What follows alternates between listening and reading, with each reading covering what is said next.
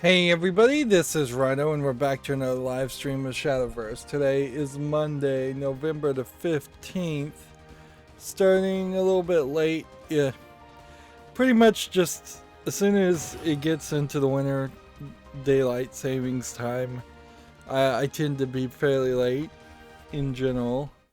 November 15th, I'm wondering if I'm not getting dangerously close to running out of scheduled content at this point, and I definitely need to take some extra effort to actually schedule some videos, schedule more videos. Over the weekend, I did play a little bit of Opus Magnum, but frankly, there's just nothing to really say about that game. It's all over the place. It's getting ridiculously complicated because it's asking for really big things to have to be built, and even at the 1080p resolution, you're still taking up the majority of your screen, I would suspect. And at the lower resolutions that they're supporting, you definitely are taking up more than the entire screen. Frankly, they should have just not bothered to support the lower resolutions and instead made for an effort to better improve their interface, because yeah, some of the builds I've done have just been insanely unmanageable because the macro in its pictorial button programming style is still way too long, or you're using way too many components, so vertically it's too long, so you can't see everything at a reasonable number of glances. I'm not even gonna claim for a second that code should be something you could view all at once in a single glance, but you should be able to somewhat easily scroll through your code and generally know what's going on and generally be able to zone into different sections, particularly with like functional language, which like Opus Magnum, it's not programming language, it's macros. I have to just assume that my conjecture there is accurate. I probably can't play this, which means we'll just be playing the regular thing. Still, well, we just need to play ranked. Alright, that's not too bad. Just some ranked play of our own design. We're still heavily leaning towards Havencraft.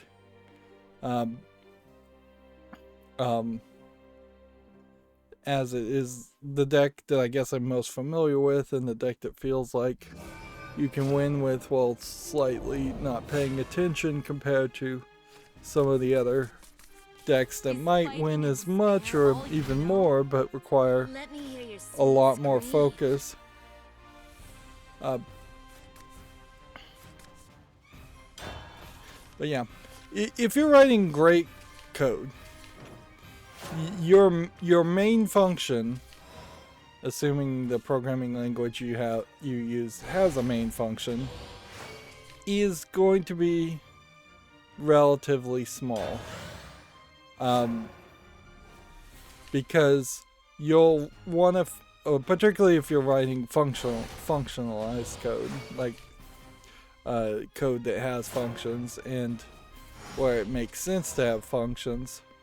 At a certain level, I will be more lenient on not using functions if you are effectively putting, say, a function inside of a function, and while that function is being called twice or 3 times by the first function, it's not being called by any other function. That's almost approaching some of what was added to the class concept later on, is that you would just have these private functions internally that were just not used by anything else. And It definitely feels like a lot of class programming is from the idea of security, but I really don't think there is any real security in class programming versus any other programming. The security you would be gaining, I would think, would almost certainly have to be just security from somebody accidentally accessing or calling on data at a different point in the same code. Class programming might make sense at some point if you were giving half of a program to one person and half of a program to another person, or you had 10-20 people all programming the exact same program, if you're building something really big. But I mean, goodbye is inevitable. If you're programming in collaboration, it's insanely counterproductive to say, well, we're not going to let this employee see the other code. We're going to just put a divider on their knowledge and tell them, we're going to give you a function, we're going to tell you what the outputs are, we're not going to show you what's going on inside that code. That's kind of a ridiculous thought.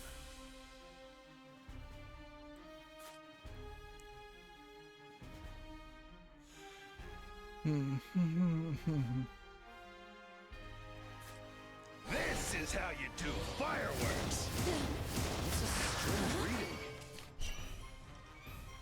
Okay, well then I guess you do this. You're in good hands. And that didn't work either.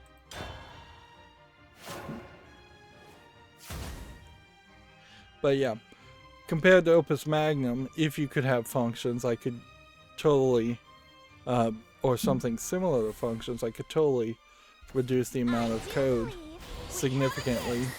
Maybe add a little bit of complexity, but not by much. The worst way you could write a function potentially in a game like Opus Magnum to A, not be efficient, and B, just be ridiculous would be to do the equivalent of writing a function that passes a variable for every single action you want it to do, since there's a limited number of actions. And so then effectively you would be putting a symbol or a word and then open parentheses, and then every single command that you could have just typed in manually anyways, close parentheses, and then probably like a semicolon, depending on what language you're using. That's the kind of thing that totally would be insane.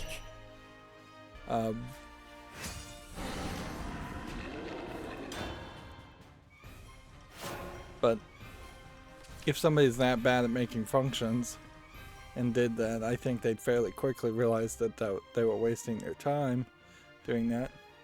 Whereas a good program would be something that says there would be have a symbol or a name like step 1, and then no variables, or maybe just a simple single variable that might change something in one very specific instance and nothing else, keeping all the other motions uniform, because there would probably not be a need for any variety. Shutting down.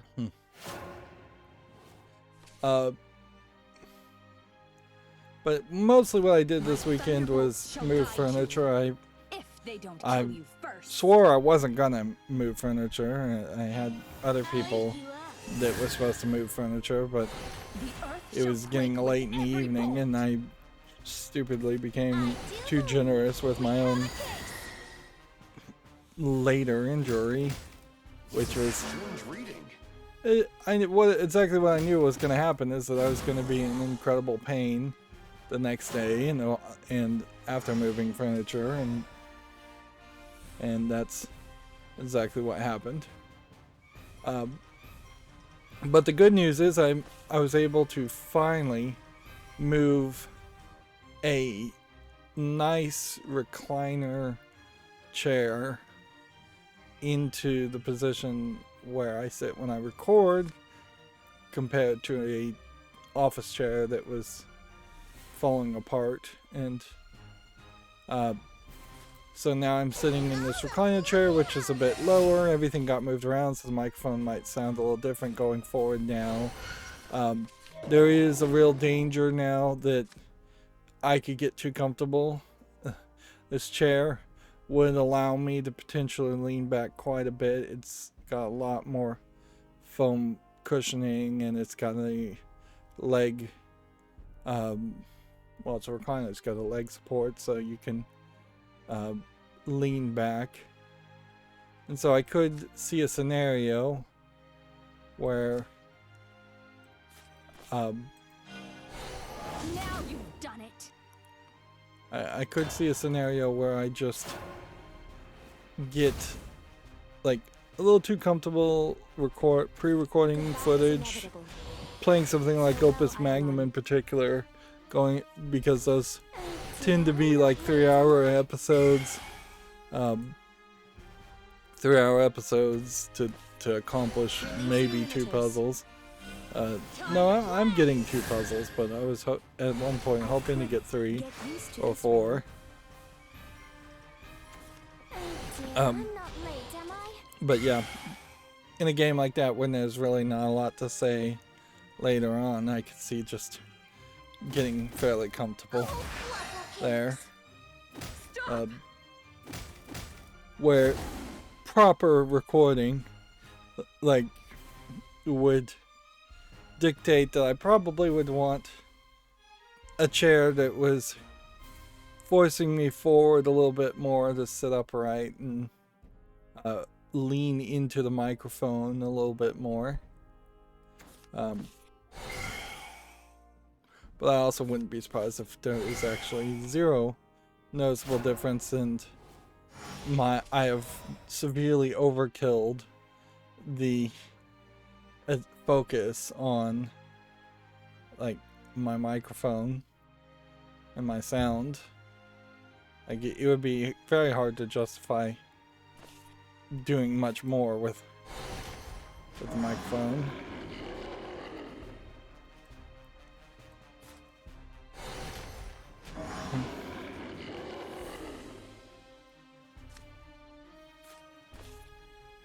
The time for perennial prayer has come.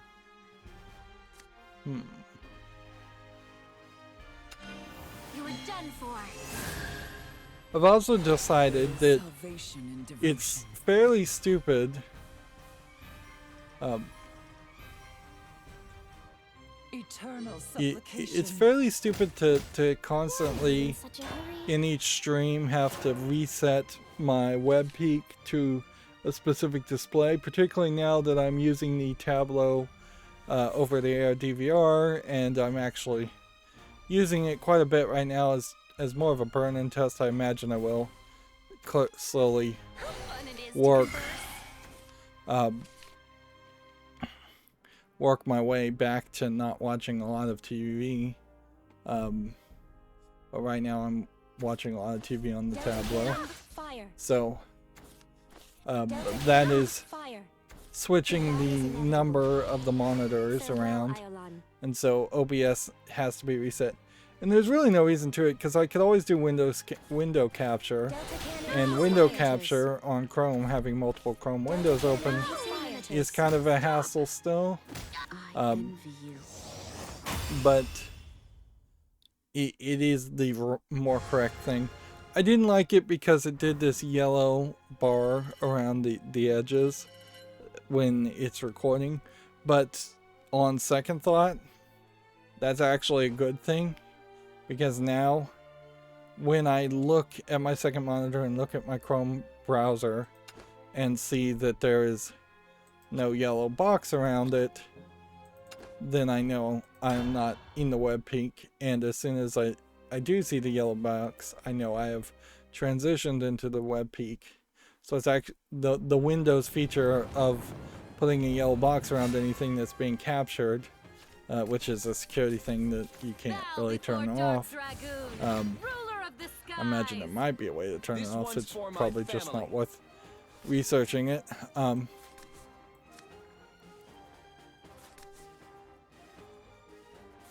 That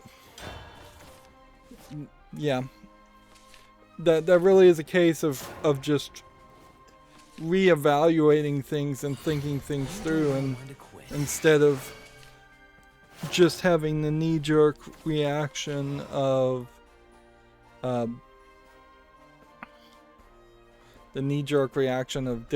different is wrong and not what I want. I should have thought it through some more and seen the positives of having a yellow box pop up. Also, over the weekend, I watched Elvira, Mistress of the Darks, which is a movie about Elvira, which is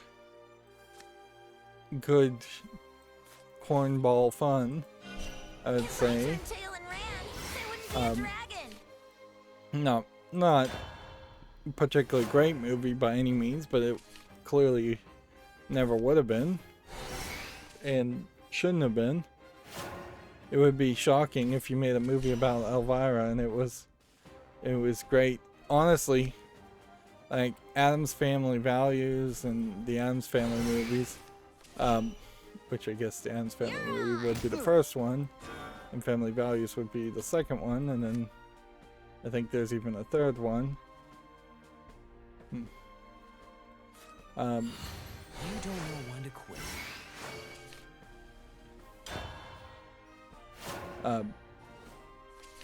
It's kind of shocking that they spent that much money to make those movies as polished as they were, when cheesy, low budget would have probably been what I would have just assumed a Addams Family movie would have and should have been.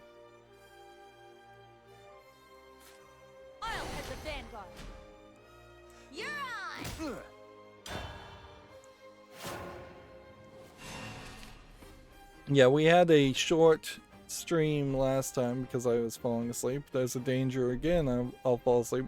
Yeah, on top of just kind of waking up late, I'm also not really accomplishing much because I'm waking up and between doing other things, I'll be back for round 2. or just not doing anything in general, I'm also kind of falling asleep for 4 hours and then staying awake for maybe 8 hours and then falling asleep for 4 hours each day, and then maybe falling asleep again for another 8 hours.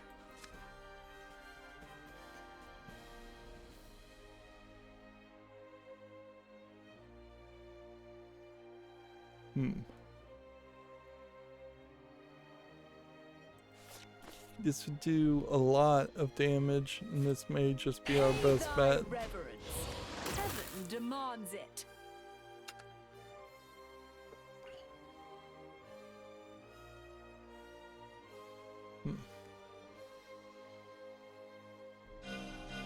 There's a lot more where that came from. Divine judgment awaits. Grovel. Kind of silly, but kind of silly situation, as part of moving the furniture around was I actually got rid of some furniture and have made room to buy different furniture, which is a level of insanity, but I'm trying to get the right furniture specifically for my Lego collection. It won't be long now. And I had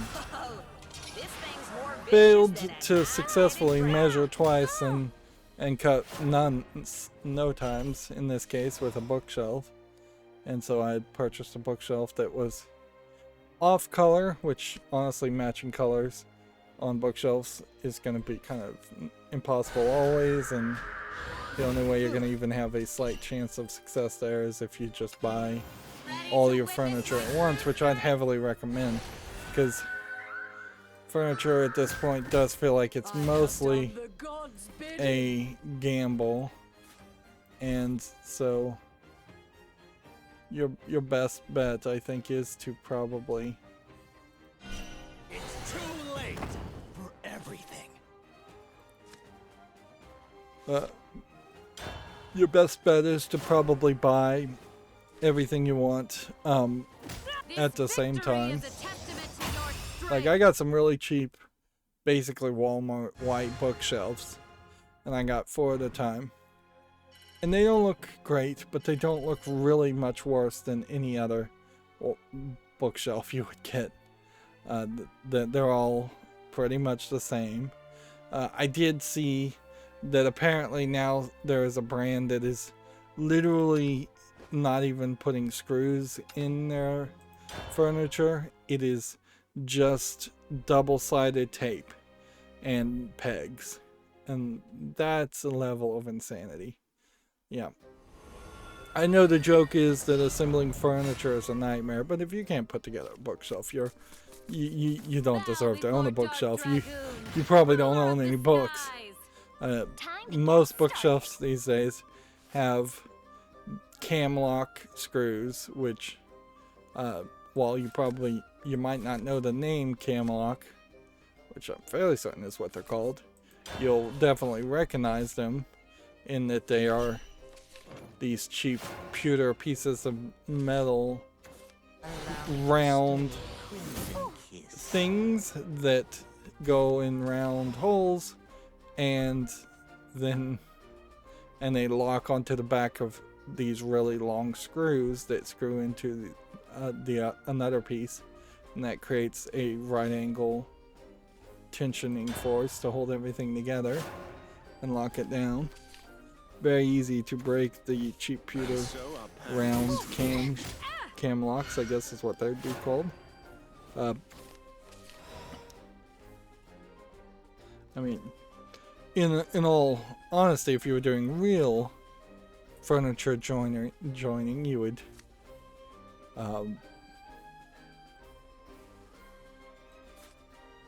instead just glue and screw everything together, but they don't want to put any screw holes or pegs to fill screw holes on the exterior parts of bookshelves. If you were doing good bookshelf building, you would also put an actual back with some rigidity and some support on the back of bookshelves, which nobody does. It's now either completely open back in a few cases or cardboard, basically poster board, used as the backing.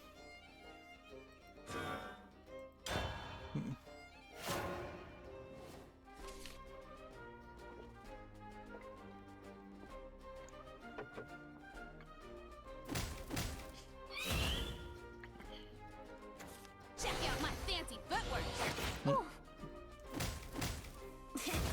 I'll be back for round 2. So, yeah. And in a funny way, instead of buying new bookcases immediately, I'm thinking I'm going to put off buying bookcases because I'm putting myself in kind of a weird position where I want to build a bigger Lego table by assembling several basically record cases that don't even have backs, which actually works very well for my design. And so there are these 8 cubicle record box frames, basically, for lack of a better term, that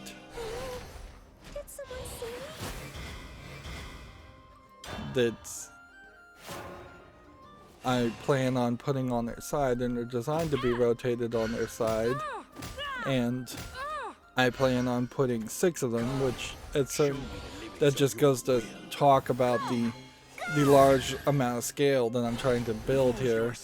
Is effectively I'm building what is the equivalent of 1.5 table widths of a standard like kitchen table, and close to, if not over, 2 standard kitchen table lengths. If you have a rectangular kitchen table, which you would, or dining room table, is probably the closer to the size. Like the real dimensions is somewhere approaching 100 inches long and 45 inches wide. When the 6 units are put in an array of 3 by 3, not 3 by 3, but 3 by 2.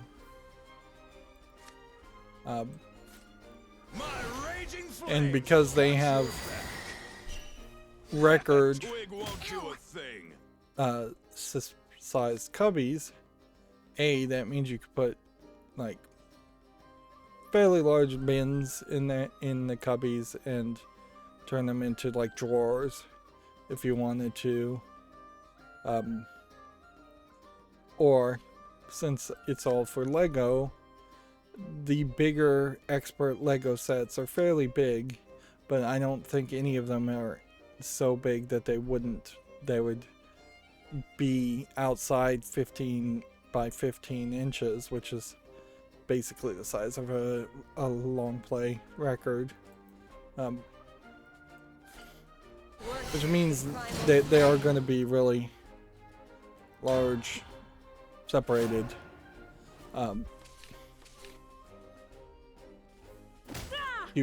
cubicle type This victory is designs. a testament to your strength.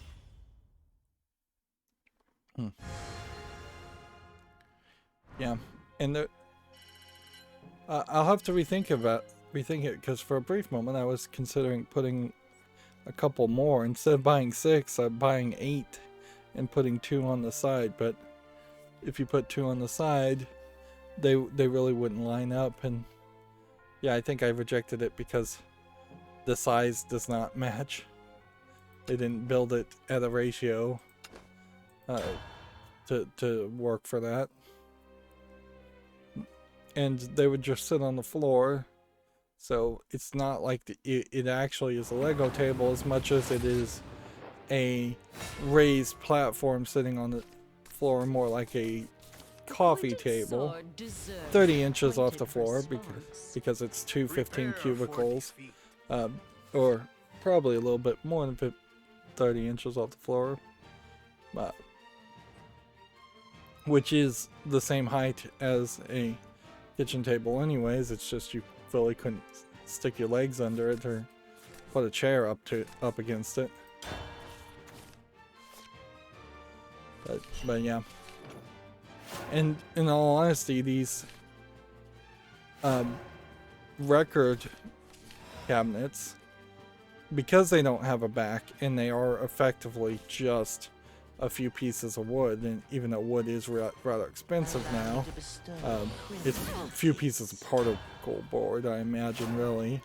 The price for them is about a third of buying a single bookcase.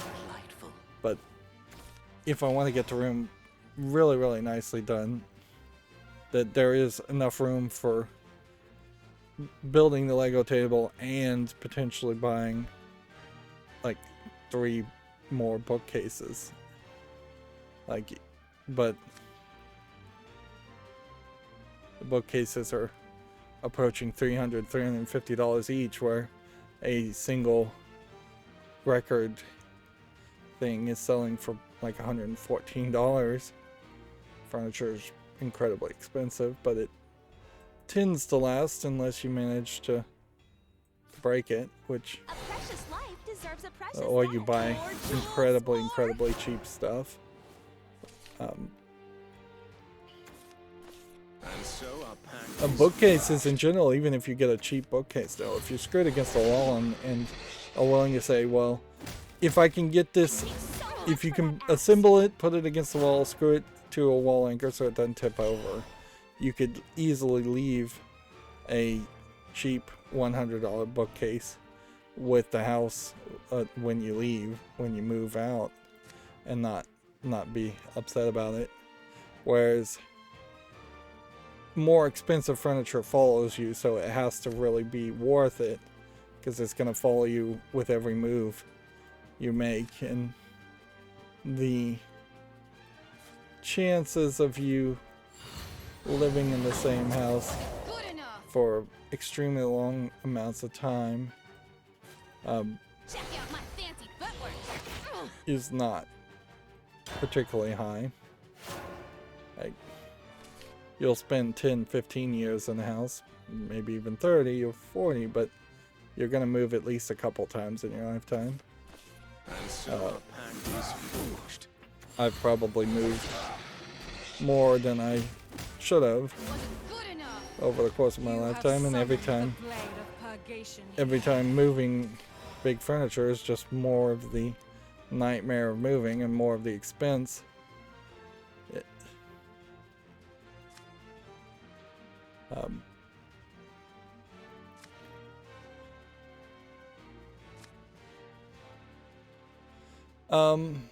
Do we need to talk about anything else as far as the accountability section? Or honestly, that was probably too much. We need to cover the news, and we need to catch up on the A precious life deserves a precious death. catch up on the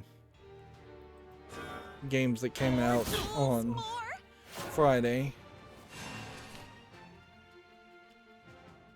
Okay. Show me the limits of your will.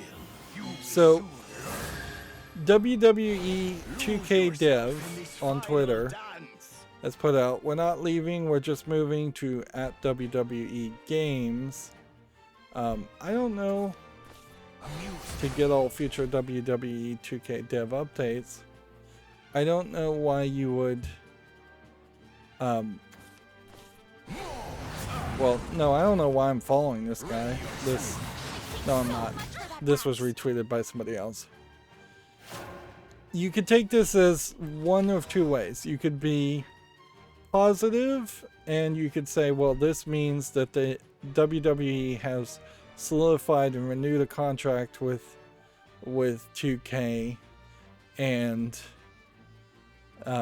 there's much less of a chance that WWE would break its contract with 2K, although frankly I think there was very little chance they'd ever break their contract with them anyways, because I don't think WWE cares, and if they did care, they would have forced them to make better games a long time ago.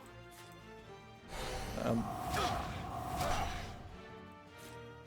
so our pact is Or you could take it the other way, and you could see that this is actually a case where WWE is moving in a direction to break its contract with 2K, and so they want to start moving all of their traffic and everybody who looks for WWE games to a different Twitter feed.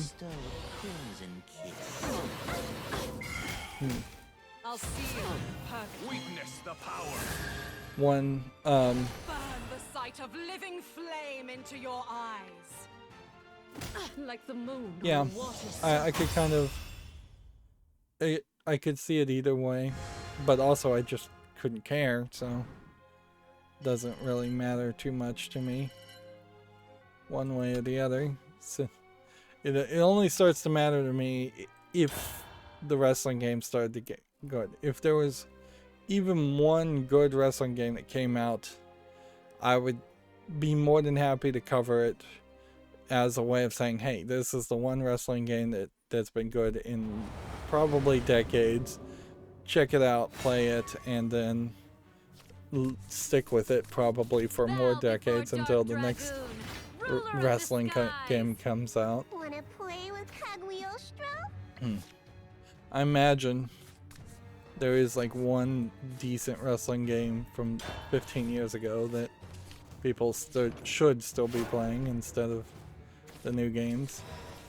And I honestly think there's not really a good argument for roster updates in wrestling as much as there is in real world sports, because the contractors, ridiculously labeled as contractors, wrestling roster at WWE does not change that much. And if you have a custom character creator, you could probably create any new characters. IGN got tweeted. Xbox put out 70 more backwards compatible games, but apparently Xbox backward compatibility list won't add any more games after today's massive update. This massive drop will be the last set of games that has added. Xbox announced licensing and legal constraints meant it could no longer add games to backward compatibility. Probably could, but they just probably don't care.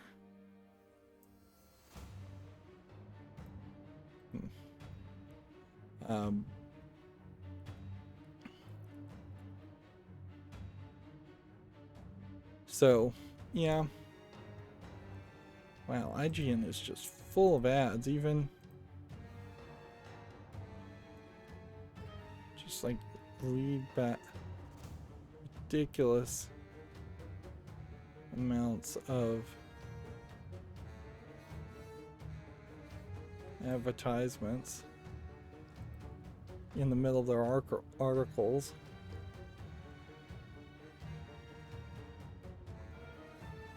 Like, and clearly this is like a great example of me having never even used IGN as a source, because there's never been a point here where I've tried to clean things up.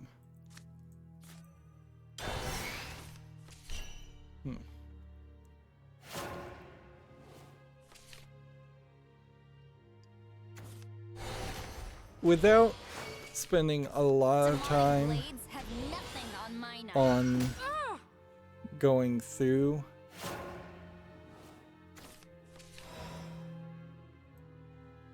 without spending a lot of time going through the compatibility list, I will generally say that I don't feel like there's that much really missing as far as the backwards compatibility list. And honestly, I think the Xbox is doing like an excellent job compared to PlayStation or Nintendo, which Nintendo really doesn't have a backwards compatibility list or any backwards compatibility. They were just re-releasing things, trying to sell it to you again. And PlayStation has some backwards compatibility, but not really enough to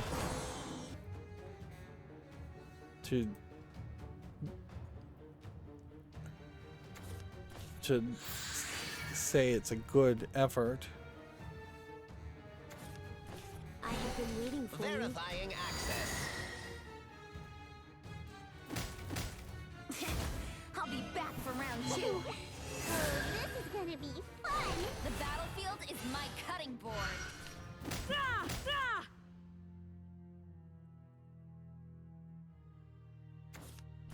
How fun it is to converse.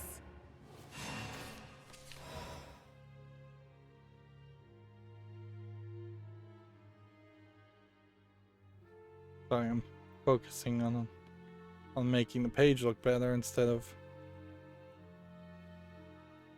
writing here. So here's what I did with IGN as far as using uBlock Origin to block a ton of ads here. So now we have a regular page with a regular article, and got rid of line dividers, got rid of the headers and the base parts. That, like, arguably you could take out this in this article section too and save yourself a little bit, but if it's at the bottom it doesn't matter. I'm a little surprised that there isn't share buttons anywhere on IGN that I saw.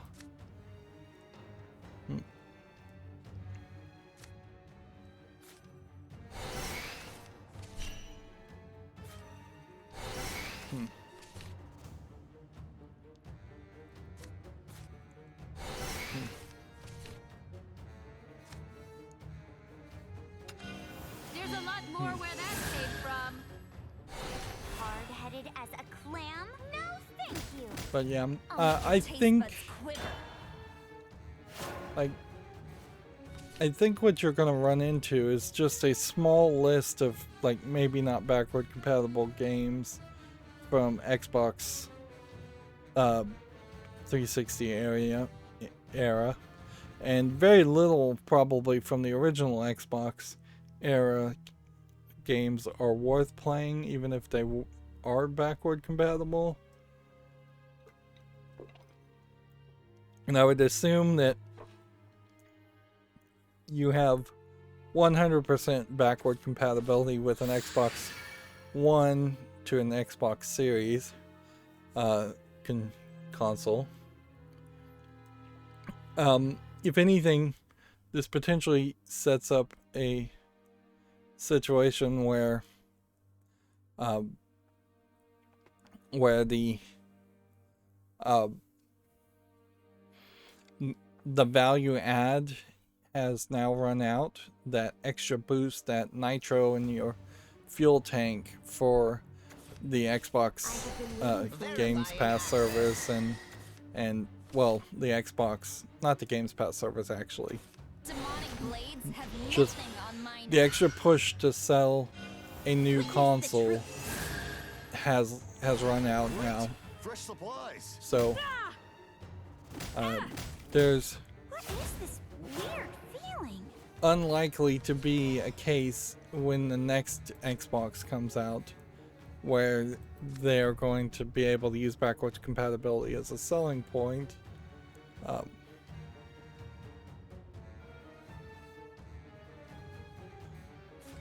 And that's I'll head the vanguard. they're gonna have to find a new trick, I suppose, because it will be I'll make your taste buds quiver. just the current lineup, whatever the current lineup is, selling the next Xbox, assuming there is a next Xbox after the Series X.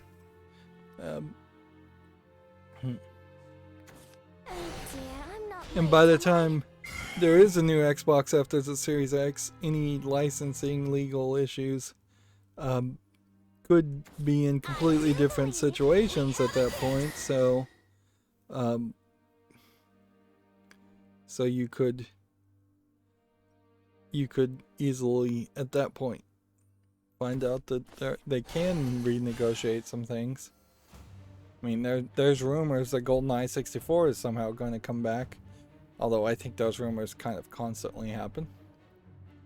We'll talk a little bit about YouTube. I don't know why I particularly cover YouTube news. Apparently, YouTube is launching the first holiday streaming shop. This is Susan Wojcicki, the CEO of YouTube. The now to trample all over. Merrill twins, don't know. I guess I've seen these two, but I don't think I've seen them in 3 or 4 years.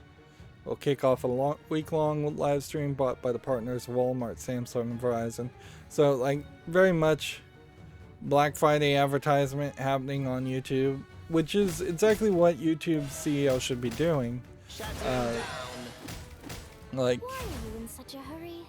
her 2 latest tweets, when she does bother to tweet, are actually right on target, where she should be helping the advertisers that fund YouTube feel like honored guests of YouTube and the customers of YouTube, because that's really the truth of it.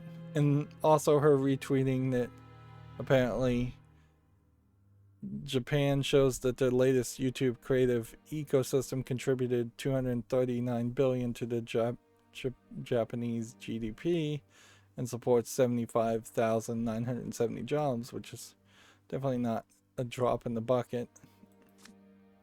Did someone see me? But yeah, those two tweets are kind of what she should do, is that she should be, for the most part, Ready to witness my true strength? treating the customers nicely. Because let's face it, like, My way through.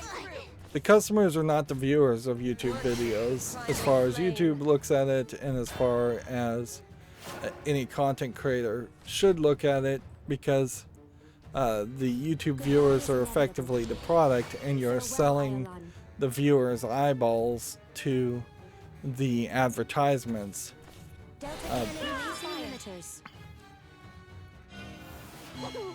And so, yeah, the viewers of YouTube videos are the product, which that is standard practice pretty much for any advertisement-based Victory is a testament to business, anything that's free.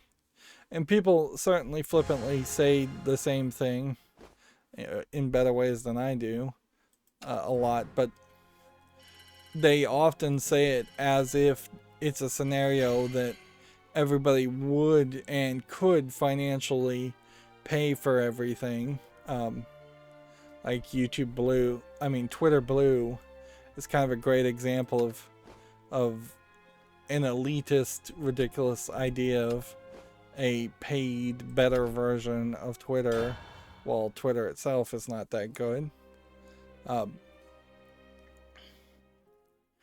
Like, it's always been the case, for the most part, that you could buy DVDs and Blu-rays for the past 20 years instead of paying for cable.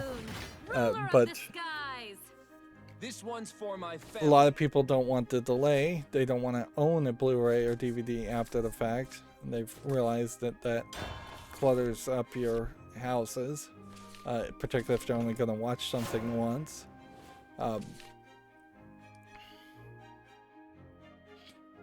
Like, people are somewhat paying for a premium of things like Netflix, which advertises very little, but still advertises its own Netflix content. So a lot of people are paying for that, but a lot of people aren't also. And I don't think there really is room for success in the next 10 years at least for a YouTube Red type experience for most people. Some people do get YouTube Red to reduce or completely remove. I'm not sure if it actually does completely remove advertisements. Of course, you can also just get YouTube Vanced or any other app that just blocks ads on YouTube. And you really should. Like, even as a content creator, as somebody who at some point maybe will get 1,000 subscribers and be back in the YouTube Partner Program and would get back to getting advertisement revenue. Until that point happens, and for most other channels and most other cases, I would say you probably should use YouTube Red. I mean YouTube Vanced, not YouTube Red. Because frankly, an individual's time and effort and sanity is worth more than a collective few pennies that a content creator would get giving 30% to YouTube and promoting the general idea of rampant consumerism and capitalism through the advertisements you're looking at.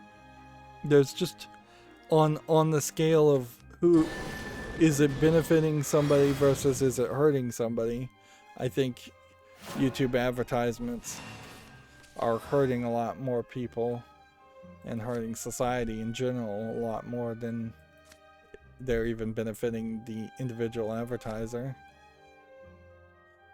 At a certain level, that is what advertisement is the idea of irritating or wasting the time of a whole bunch of people because it doesn't cost the company anything to waste the time and irritate a whole bunch of people, and as long as they get a small percentage of profit from their advertisement, they're happy. Whereas if you knew someone who was as annoying and repetitive as TV commercials, for instance, you would probably eventually have to come to blows with that person, or like completely avoid that person in reality.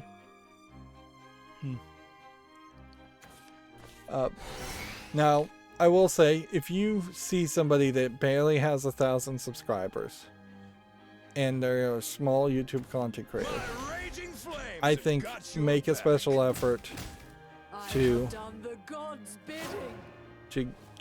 launch on your cell phone the actual YouTube app instead of YouTube Advanced. But if you're watching, just to pick a random person, PewDiePie, the biggest YouTuber ever, if you're watching his videos, I don't think he cares if 10% of his viewers stopped watching ads.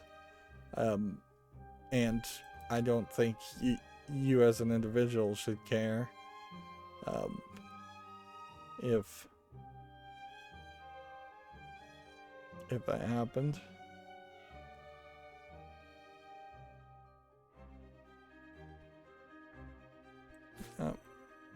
See if this works. These skies.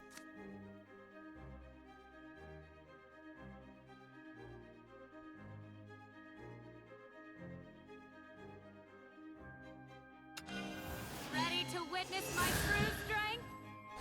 You want the world? Shut up and burn! You're a fiery one. Okay. You're on! Of course, well, I can applaud Susan Wojcicki for her last two tweets. Then you also have her retweeting Trans Week Awareness, which is to SJW woke for at least half of the people on YouTube. And then you have her completely ignoring what is the growing controversy of them hiding the dislike count and claiming that that's going to improve anything, when anyone in their right mind who thinks things through probably knows it won't make things better, and that it is really just a ridiculous, dumb idea to either appease advertisers or appease SJWs. Even the concept of like hate mobs coming to people's channels and disliking videos as a game. I mean, I'm sure it happens in a very small point, but it hardly is something I think that happens enough for them to really bother to address, when there's so many other things they need to be working on instead. That they are intentionally focusing in on making changes they want instead of making changes that they need to make. You have angered me! It's the equivalent of having a child and telling him to make his bed, and instead he takes the trash out. It's like, well, that's nice, but it's not what we asked for. Or and yeah, it's ridiculous.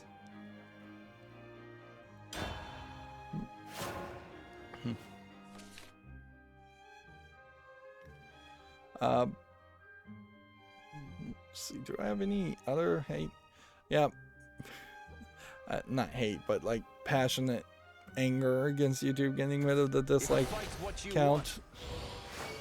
This conflict ends I now. personally, I don't care. Like, I think in a lot of ways, Flames have got your back.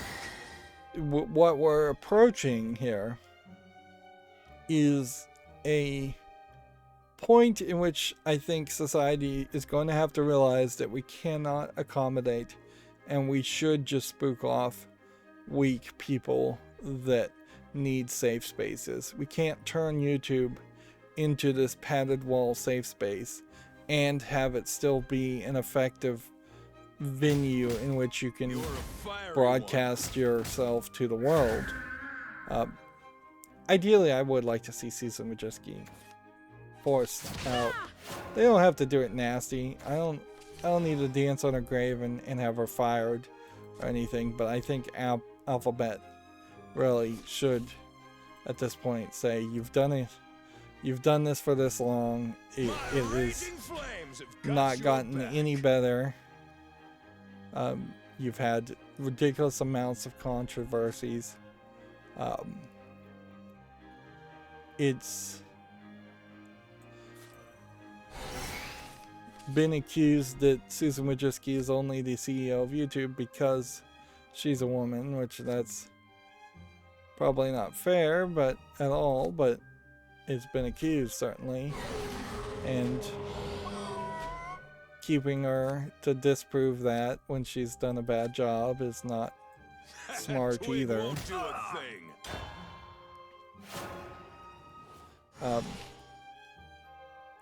As a just generic boss, she's done a bad job. She needs to be replaced.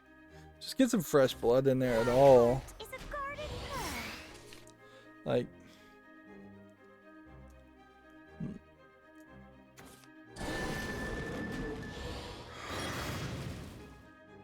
but yeah,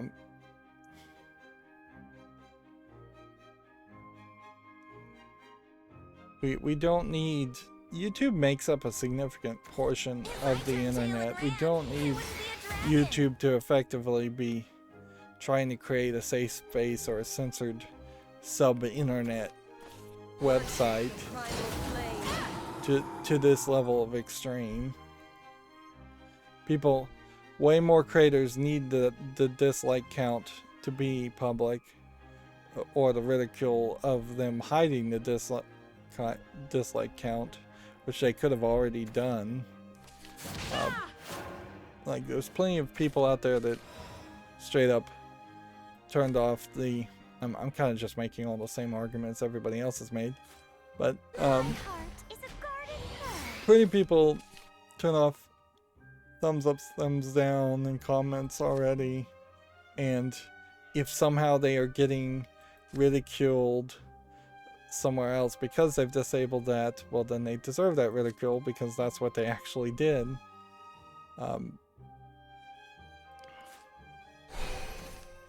And at a certain point, it is just propaganda to label something as ridicule, even though that is just the word I used, for having to live with your own decisions and be held to your own actions and your own decisions. At a certain point, removing the dislike counter and getting rid of that source of potential public ridicule not only hurts society, but it is creating a situation where people can more do whatever they want and be insulated from any feedback or criticism, which is not good for anybody. In a lot of ways, it feels like probably Susan Wojcicki, as the CEO, lives in a world that is very much like the world they're trying to create on YouTube by hiding the dislike count. And the last thing I'll say on this topic is that one of the YouTube middle managers or channel brand managers has reached out to Linus Tech Tips to talk to him, since Linus Tech Tips also complained about the removal like almost everybody else. But don't fall for it. Like, there is a very obvious pattern in which YouTube makes a decision. They really don't consult any of the creators, content creators, by which I mean they don't even consult the top 100 content creators, the biggest earners, at all. And they make a decision. They often lie and say they have consulted with creators, but who they've consulted with is probably a hand-selected group of a dozen at most, flaming SJW YouTubers,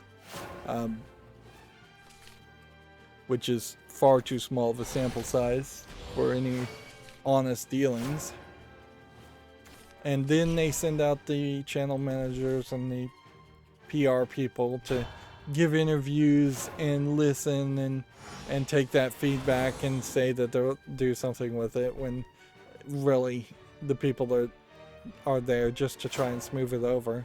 They obviously want to try and get the big YouTubers to be the brand ambassadors of YouTube and advertise YouTube more than even the big YouTubers' own channels. And they want these big YouTubers to support every decision YouTube makes. They're trying to turn a lot of YouTubers into sycophantic yes men, which I don't know particularly what turns somebody into a sycophantic yes man, but pretending like giving special attention and pretending like you're listening to feedback is probably step one.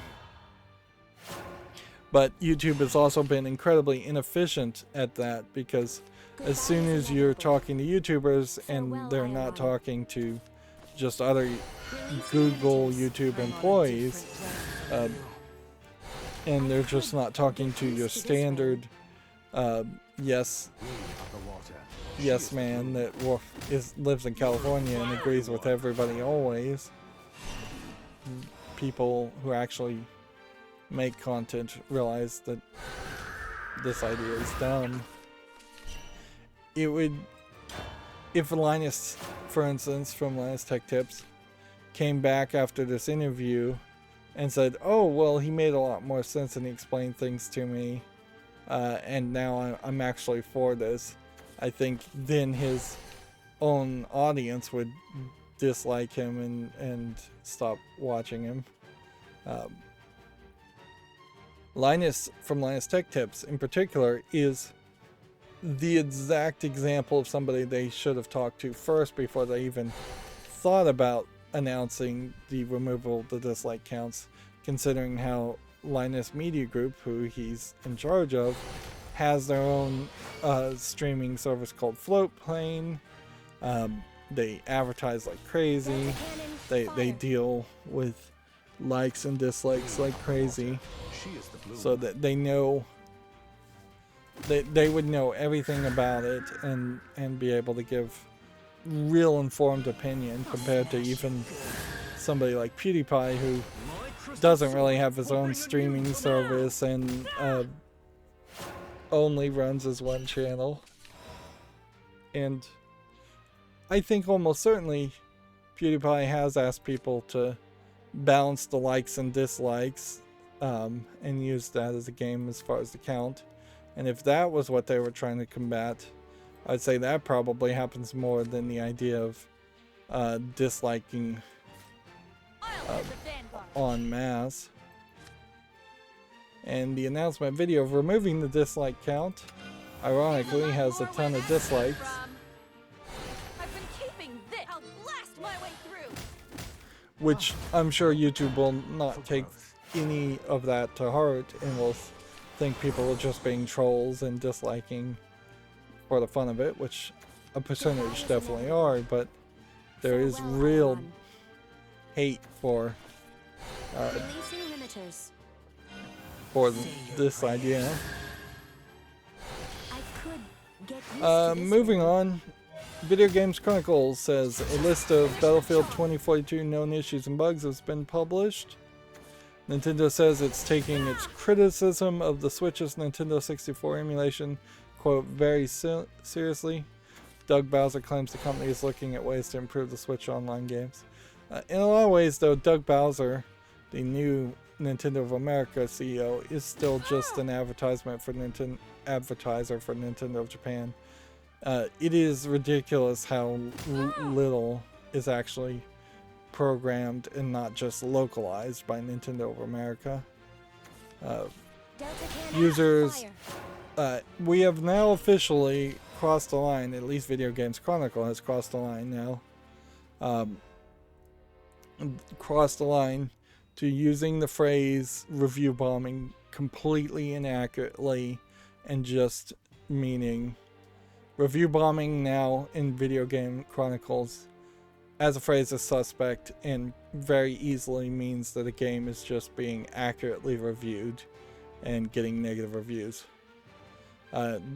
This would make more sense if it said GTA reviews are bombing, or GTA is bombing reviews. The GTA trilogy is, as Metacritic as issues mount, which there's no bombing going on here in the sense that there's no dishonesty or not gameplay related reviewing happening here. GTA is the GTA trilogy are edgy games from the old day. They are hardly SJW games that people would have a problem with, and it's not like there's enough actual SJW gamers out there that would complain about, like, I tried to move just a little bit and tinged my back there. There's so few actual SJW people that play games that are going to come back and say, oh, the boobs are too big on this person, or this girl's in a bikini, or these games show characters in a bad light. Like, the GTA trilogy has been completely unplayable and removed from stores. It's had major problems with the visuals, at least on the Switch version. It's just not a good deal. And the biggest revelation, I think, now is that they users seemingly have uncovered the content that was related to the hot coffee mod, which the hot coffee minigame, I guess, was in the code originally for San Andreas, and then you needed a mod to bring back that code and get it playable. Otherwise it wasn't playable. But they seem to have done such a poor job in this remake that they didn't even see fit to remove that content completely, which would be fairly easy to remove, because they almost certainly have already removed it. There's also claims that the music that was removed for licensing, Fighting in despair all you know? I guess you're looking for a fight.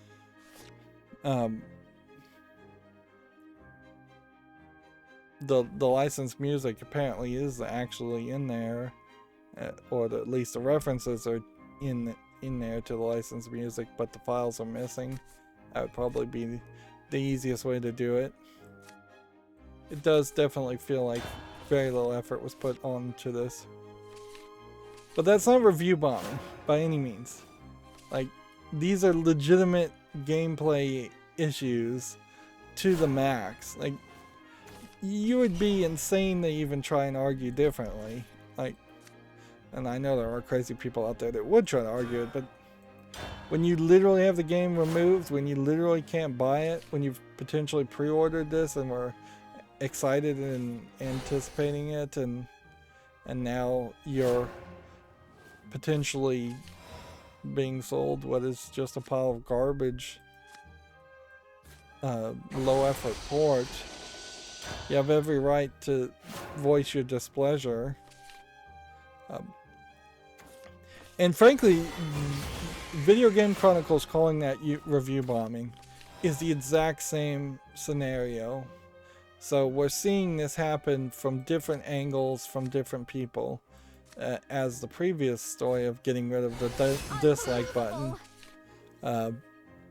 Both of those scenarios are this idea, and we've seen it in video games in multiple places, where you come from the intellectually dishonest false narrative that all feedback is bad, or all gamers are bad.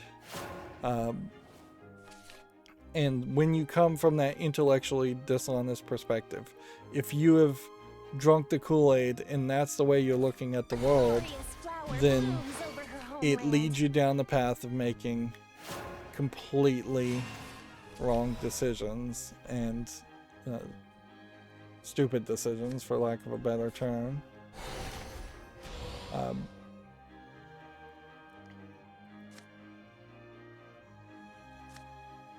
Yeah, it is for lack of a better term, a extremely childish position to put yourself in, instead of trying to come in with clean hands, clean eyes, clean mind, and saying, let me evaluate this situation, let me look at what's happening here, and then let me form an opinion for this specific situation.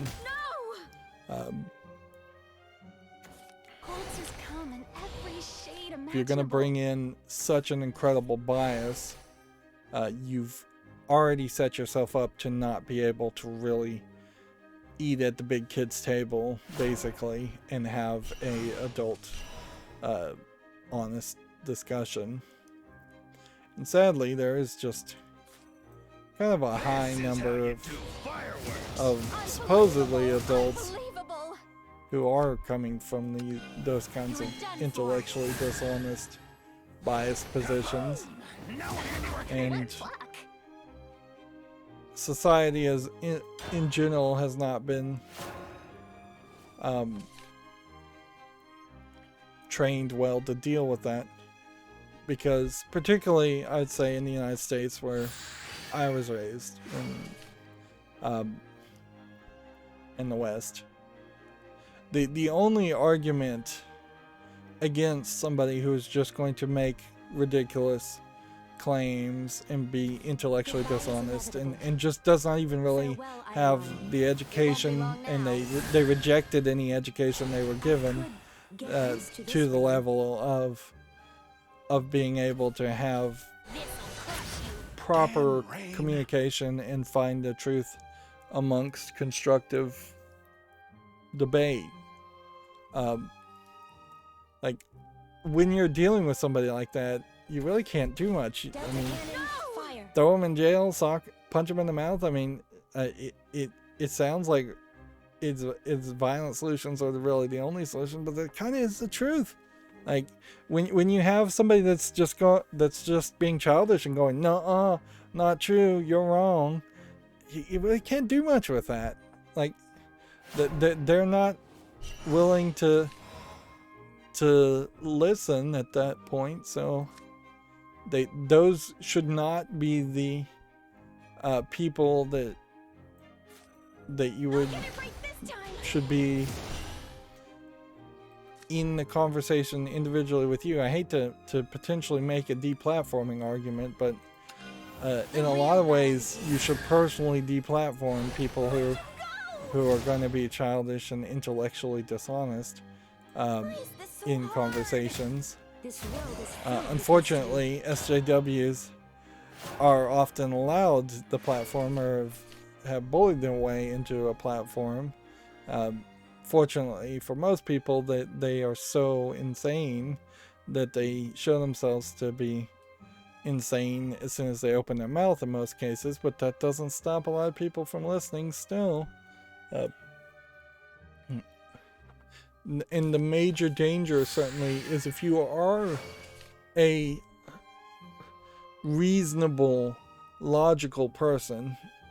Who's to say how many of those are actually in existence on the planet? Or even if you personally are one, if you may think you are, and in a lot of ways have blind spots you don't even see that actually would prove you aren't.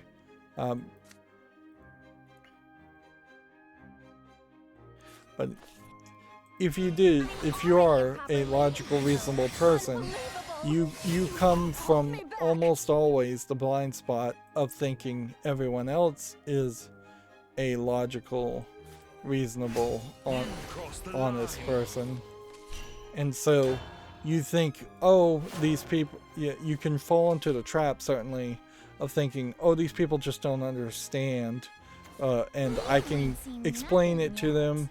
Yeah, if I'm just a good enough educator, if I'm just a good enough explainer, I can explain this to them, and then they're going to have a breakthrough, and then they're just going to go, oh, you're right. When that's never going to happen. They've got their fingers in their ears. If you were going to explain something to them, you're going to have to pull the fingers out of the ears, which is, again, throw them in jail or slug them. And I don't know what crime or law you could even create. At a certain point, it's too dangerous to have a law against lying.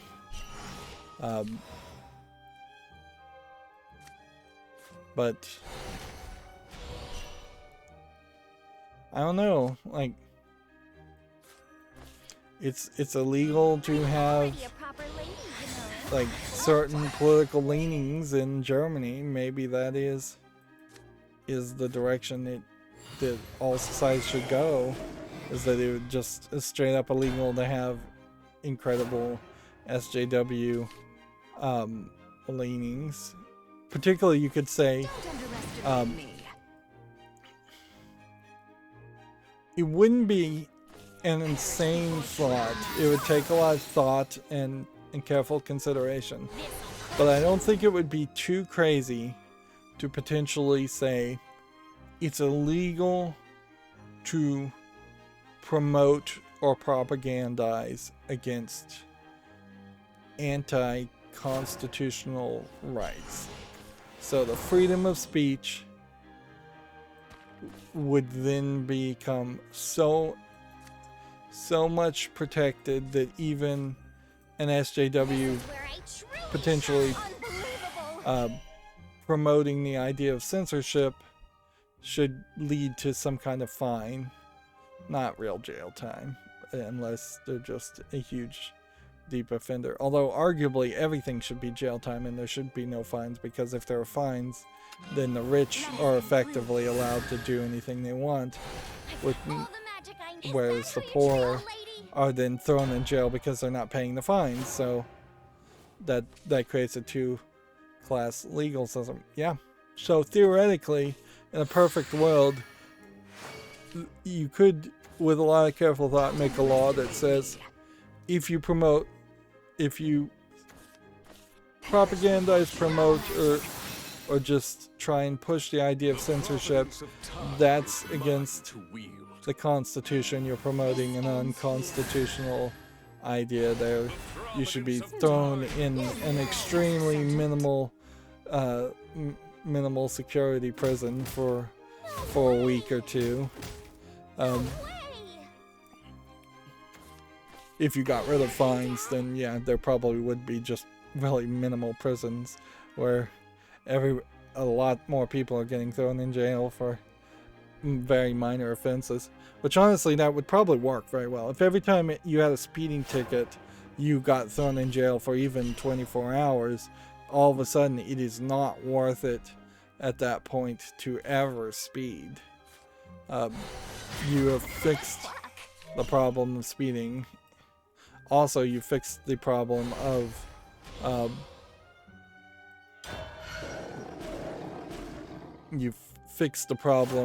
the police trying to profit or make bigger budgets off of giving false speeding tickets.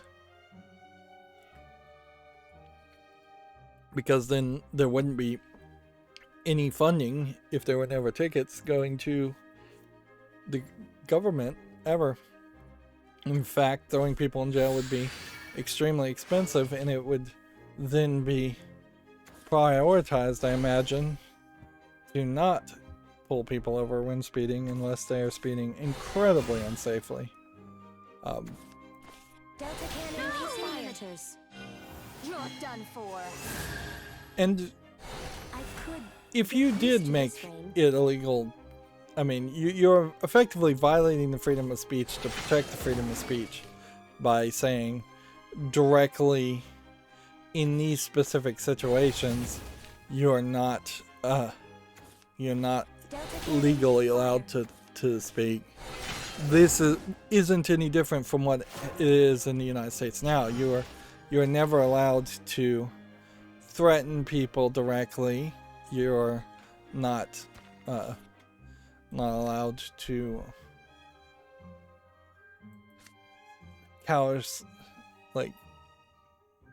cause great harm and damage and lie about people without being sued for slander or liable. Shall guide you, if they don't kill you first. The greater your sin, the crispier I make you. Pain, go away. You're not allowed through free speech to divulge classified information, things like that. So there's always been limitations to the level of free speech, and really, I think the intent of the idea of freedom of speech is simply to not make it illegal to criticize the government, which was the case, or criticize the king, which was the case in England. Which even now, I mean, I think you probably could criticize the monarchy and the Queen in the UK, but You'll make a good test subject. Fun it is to converse. there's just entire generations in which that is not the standard and the norm, and it has allowed the monarchy in the UK to stay around for a lot longer than it probably should have. And if you were going to make it illegal to speak against something that is enshrined heavily into the Constitution, you probably would do that for everything in the Constitution. The Constitution is not that long. You probably would say, yes, in indirect political conversations you can criticize things, but you cannot then preach it in public discourse. You almost certainly exempt politicians from criticizing rules and regulations. The time for perennial prayer has come. But yeah, that same law would be probably applied to the idea of the right to bear arms if they determined whether that's the right to bear arms in your well-maintained militia or just the right to bear arms in general.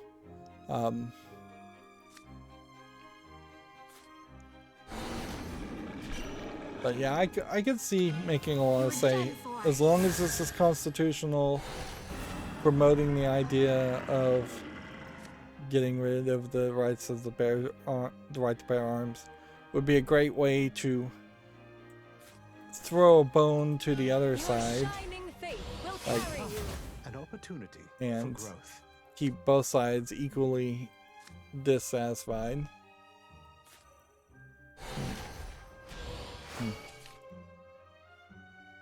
And like, atheists would also get caught up in that if there were extreme atheists out there that said there should be a law that says you don't have the freedom of religion, they would get thrown in jail or fined too, which really wouldn't affect most atheists. I think atheists in general want to convince individuals to not go to church. They don't want to create a atheist state or a communist type Stalin style state that completely forces the elimination of religion, or China-like state now would be the more modern example.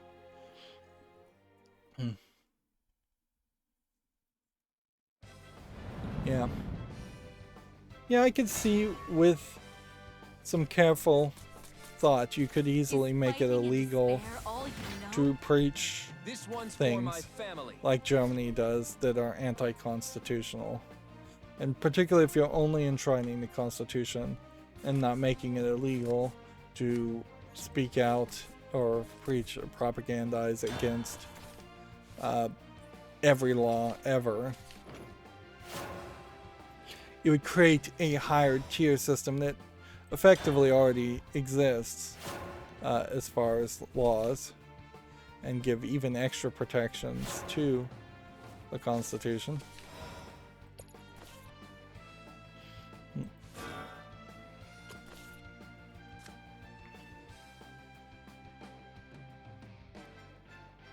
There is, again, if you are a more reasonable person, there is also the danger of feeling like, well, sunshine is the best disinfectant, and if everybody just spouts their own opinions, the bad opinions will be immediately recognized and dismissed and have no effect. Honestly, I don't think that's ever been the case. You wish it was the case, but it just isn't. Like we've seen too many historical cases of Salem witch trials, for instance, and mob mentality, and just stupid people being put in charge, and mad kings being put in charge, and way more people suffer than benefit from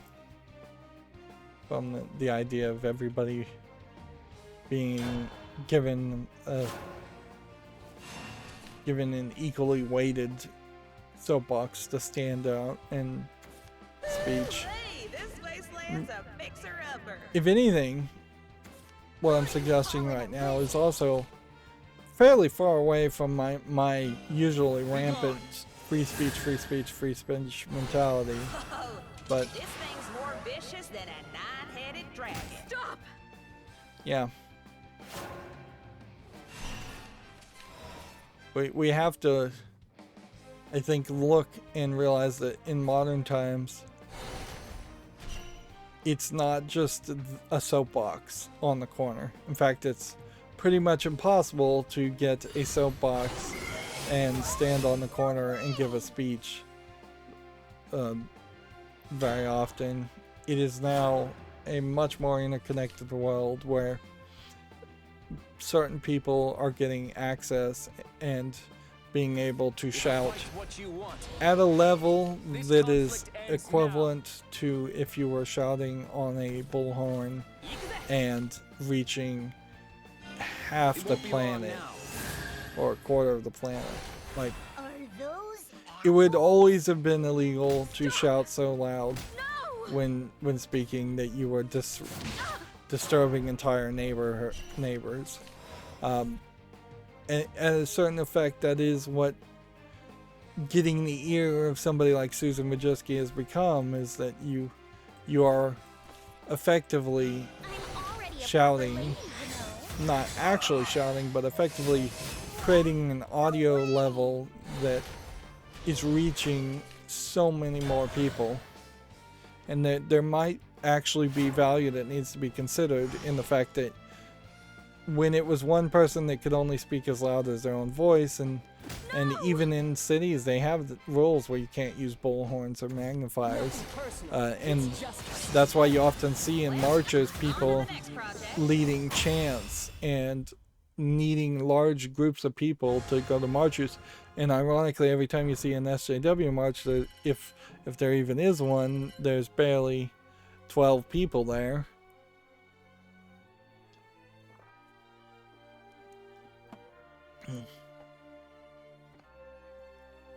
Yeah, and it kind of sucks to have to be so SJW, because in a lot of ways I am probably extremely liberal and would be politically on the spectrum closer to them if they weren't just so far obsessed so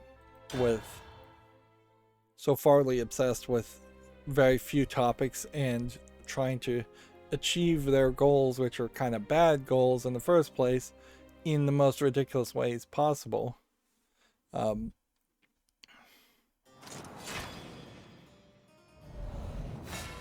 Yeah, if SJWs were pushing a kind of ridiculous concept of like every able-bodied adult was forced to, or every able-bodied family is forced to adopt another kid. So if you have at least one kid, you're forced to adopt another kid until there are no more kids to adopt. At least that would be something that I would say, all right, well, let's think about that, or at least that's a ridiculous thing to push to get to something that is a reasonable goal. But when your goals are, let's disable the dislike counter on YouTube, or let's get Twitter and a whole bunch of other websites to censor things, or let's call legitimate game reviews for legitimate complaints about a game literally not being playable, review bombing. I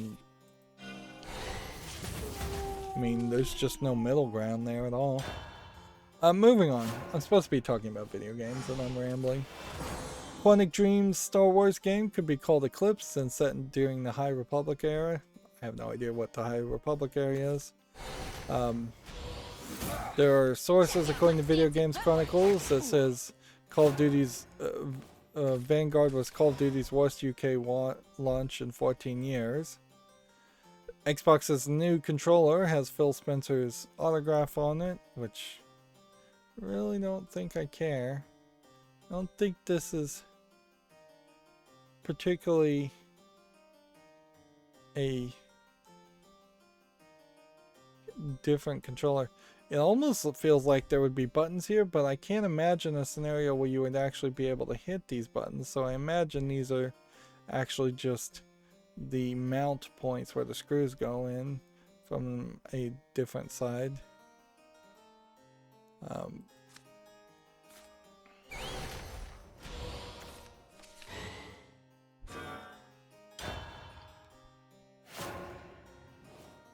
We are definitely at a point though where in a year or so they need to start teasing and announcing a new controller.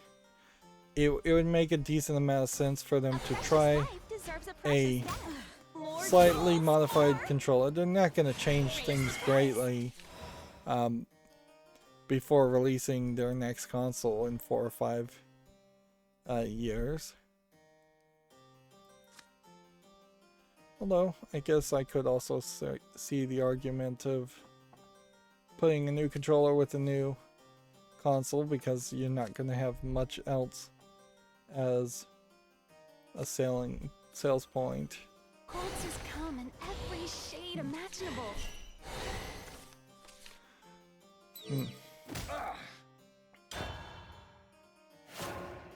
Yeah, I could definitely see the next generation of consoles also being not particularly much more powerful, just because of the chip shortage, so a new controller may be the only real differentiator between the Xbox Series and whatever the next Xbox is called. Video Game Chronicles says Xbox Games Pass was originally designed as a rental service. Which, okay, so they had an idea, they evaluated it, they did something different.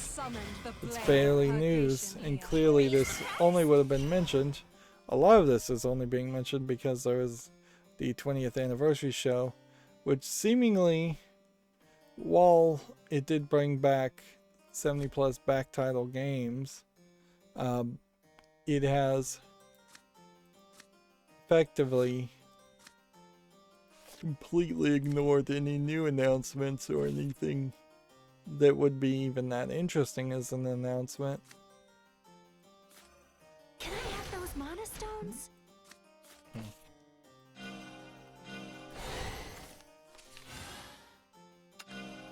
The ordained hour has arrived. Ooh, the magic tome. That your weak spot? I'll see you in But purgatory. I guess the only thing I could really imagine that would have happened would have been they would have announced like some secret game that they had been working on. Like Perfect Dark would have been the real thing to talk about there, since I believe Perfect Dark was like one of the first games, if not the first games, to come out. They released Halo's online multiplayer part for Halo Infinite, so that is definitely something. But Lose yourself in this like, final dance.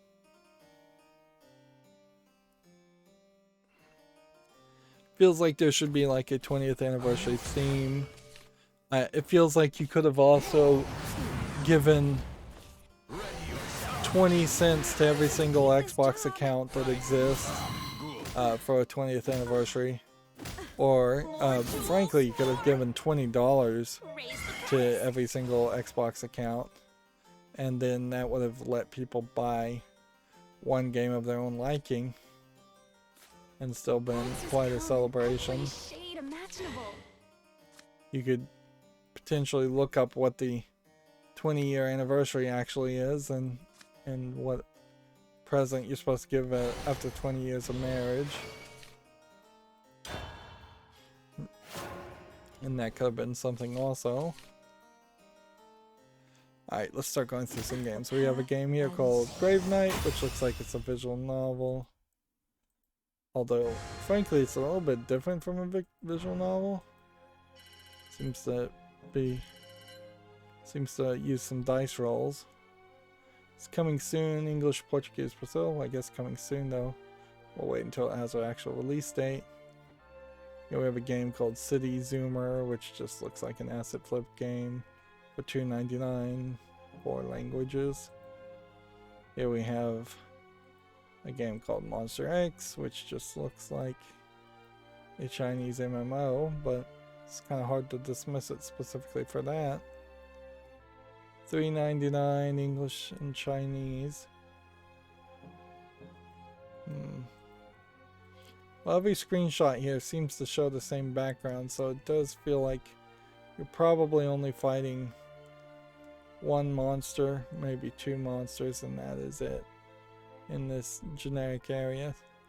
So that doesn't look like enough of game.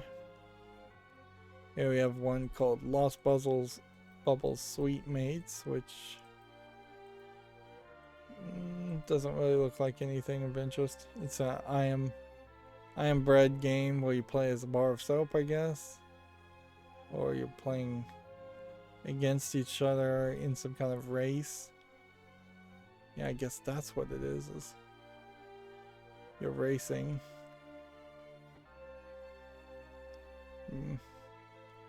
Yeah, it doesn't look like enough of a game to interest me. English and Japanese.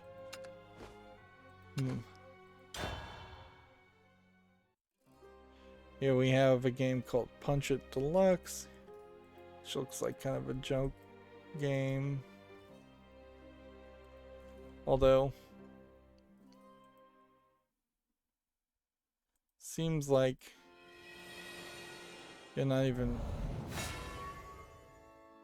punching as much as you're choking. Is fighting and despair all you $4.49 English only. That can easily be a no. We have Anime Jigsaw Girls, which that can easily be a no. $1.79 English only. Here we have a game called Undemon, which is like a zoomed in, kind of pixely adventure game from the looks of it. Might be something here, so I'll give it a follow. $14.99 English and Korean. Here we have something that's all in Asian letters. It looks like it's an RPG Maker game. $3.59 Chinese only. Here we have a game called Spider Fire, which looks like nothing of interest. $1.39. Several Asian languages. Here we have a game called Blasting Courier, which looks like a Minesweeper clone. It's free, English, Bulgarian, and Turkish. Here we have a game called Cards of Patience, which looks like you're just really playing freestyle solitaire, with maybe some RPG fantasy elements on top of it that make sense, but probably not.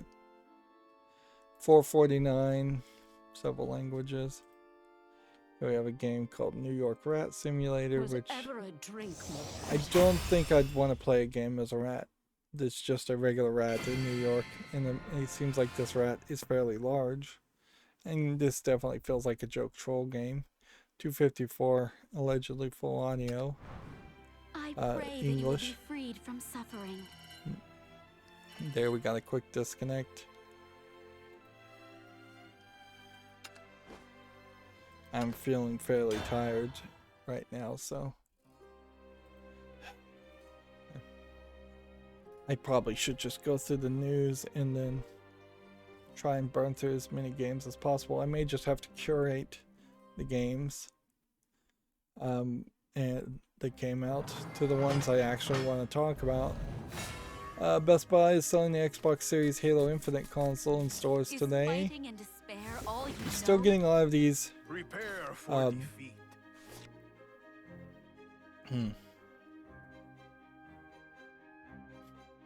I lost my train of thought. I don't even know what I was saying.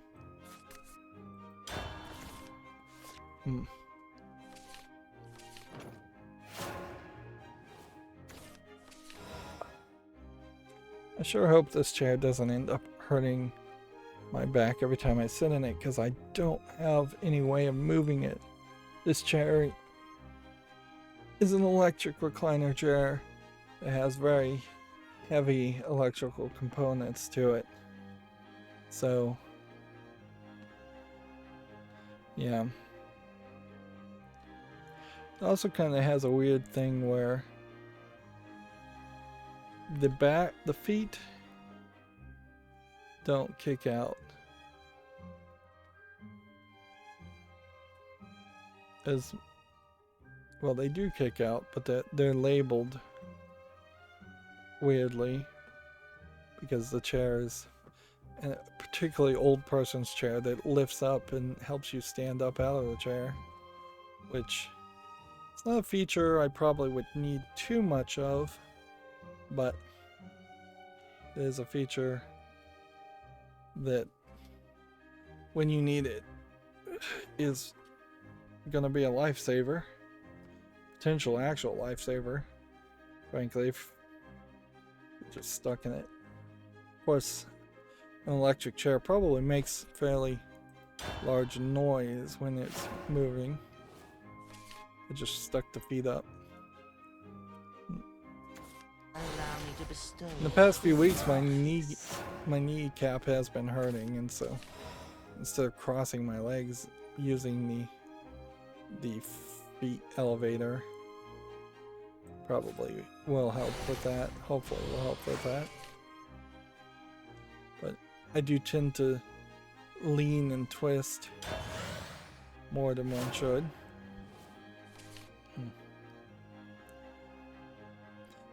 Back to video game news though. Xbox execs wants to make game creation so accessible that anyone can become an overnight star, just as you've seen in music and video. Well, there is a real problem with that idea.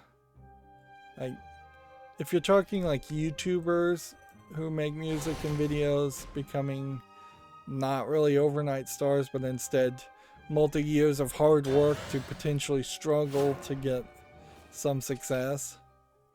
And in a lot of cases, YouTubers getting some level of success and then disappearing once they have enough money, or once they are uninterested in maintaining an audience, then you maybe have an argument. But if you're thinking like music, as far as anybody can be an overnight star in the music industry, that's not true. It's never been true. Those were always highly planned, produced, and thought out events that were just scripted to look like overnight stars. It's definitely not been true for movies. Like, almost every indie movie producer who made it big only made it big after years and years of struggle of making indie content. That was delightful. And definitely at the core of it, there's basically no way this could ever actually happen. There's no simplistic, fast way in which you can program that would make programming, even video games, look interesting You have summoned the enough plague that of people would purgation. become stars, like actual celebrities whose jobs are to be seen and to go out to events and just be a celebrity and take interviews, things like that. That's just not ever gonna happen. This time. You can bring change.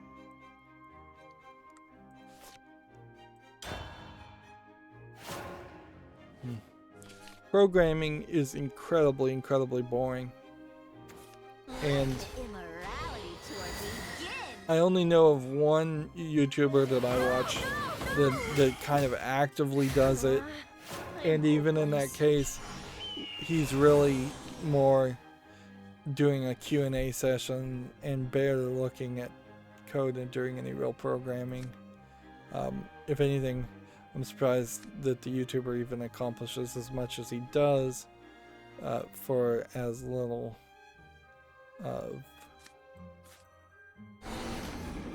of typing, You're done for. like the small amount of typing he actually is doing.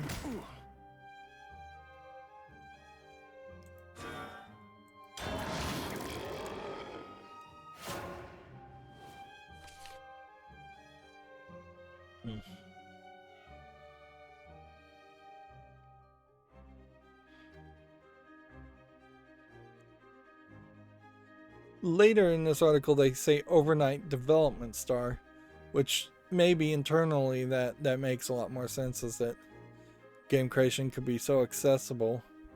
But this concept falls apart fairly crazy, and Sarah Bond, who is talking about this, is probably just a crazy SJW trying to push accessibility in ways that really don't make sense. Like, programming is fairly accessible as long as companies are willing to hire people with disabilities. If you're blind, you can actually type fairly well. If you're mute, you can program video games fine. It's a great job if you are mute. There aren't that many people that are mute out there, though, even compared to blind people. If you're deaf, you can program just fine. Again, a great job. If you're wheelchair bound and can't walk, or in any way, it's a great job for you already. So I don't know what class they specifically think is not accessible in the field of programming. It's one of the most accessible jobs I would say you could have. It looks like I'm up. You compare that to any other kind of physical labor, and there's going to be anything that requires any physical activity is going to be way more difficult than programming is. So if that's what they mean by accessible, which is what I assume they mean, is disabled people, that doesn't make sense. If they mean that there's a certain number of kids out there that are not being given the opportunity to be educated on how to program, okay, I guess maybe that would make a little bit of sense, that there's definitely some places that are doing bad jobs or just doing no effort whatsoever to teach programming. Although I feel like programming should be taught as a hobby, not as a potential career path for students. I could kind of see that. So if the argument of this whole article, which I'm not bothering to actually read, was they need to just give more copies of Microsoft Visual C# or C++ compiler to schools.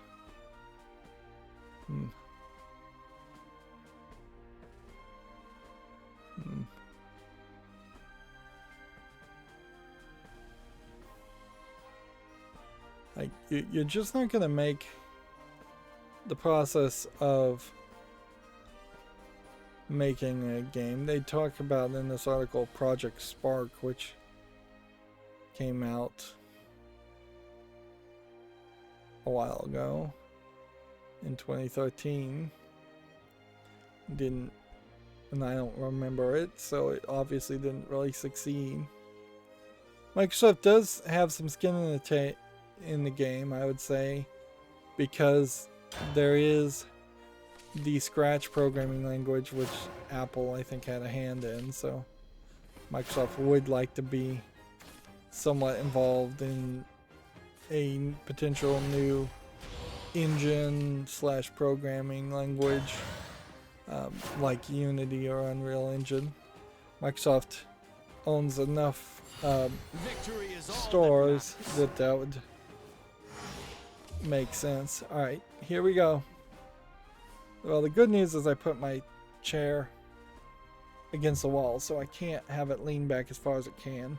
This chair actually can lean back to almost exactly horizontally flat. But I will say it can't go horizontally flat in an emergency situation fast enough where somebody would potentially need to do CPR on somebody, which a medical device is. But I have now leaned the chair back and am now a couple more inches farther away from the microphone. I'm getting more comfortable than I probably should, but my back is killing me, so I'm making a specific exception today. Yeah, on one aspect, I could agree with this idea of taking it from the idea of being accessible for disabled people, which is what I took at first, because I think I was wrong about that, and putting it as it's accessible to just generally people. If Microsoft came out with something that was a DirectX 13 that was a full-on challenger to Unity or Unreal Engine, that would be very interesting. It would also allow Microsoft to take all these companies they own now and use an engine that they have built without having to pay a license for it, which would save them a decent amount of money.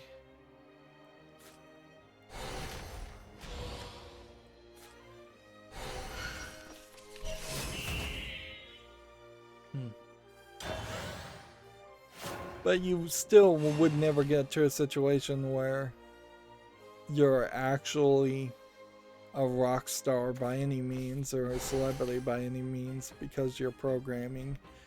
And frankly, you wouldn't be a celebrity or overnight star in programming if you're just doing what everybody else can do on a more simplified programming platform.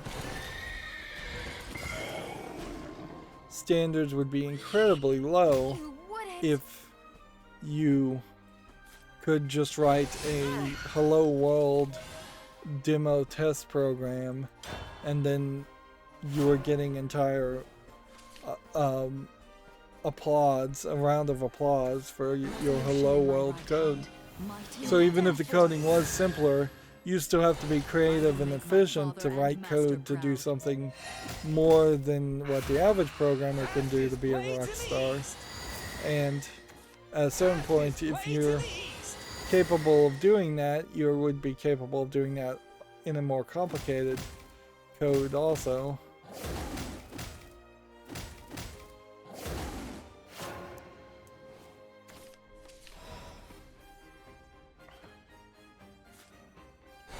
Wait! Is it over already?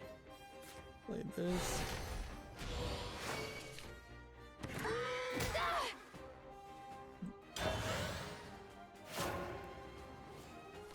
Video Games Chronicle says a 6-part Xbox documentary is coming to the streaming platforms in December. Covers the highs and lows of the Xbox. I don't really know if 6 parts is really necessary, talking about the history of Xboxes. Apparently it's streaming to YouTube, Redbox, IMDb TV, IMDb TV, not B as in boy TV, V as in Victor, and then Roku, just in general Roku, I guess. Oddly not on any other platforms that you'd kind of expect them to be on. Smiles are the best medicine. Your shining faith will carry you. Not yet!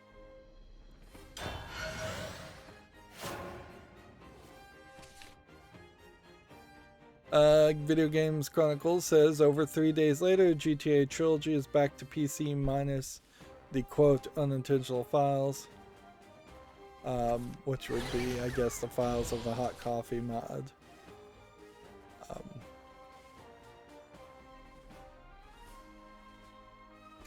Unlicensed music, fuel game scripts with developer notes, It won't be long and now. the canned Your life minigame comes hot to coffee. call on me again. See, Take-Two has acquired Ollie Ollie developer Roll 7. I thought we had already talked about that, but whatever. Xbox or Microsoft are shareholders, apparently. Not sure who. Your service. It says Xbox, but is that the Xbox division? In general, his underling employees?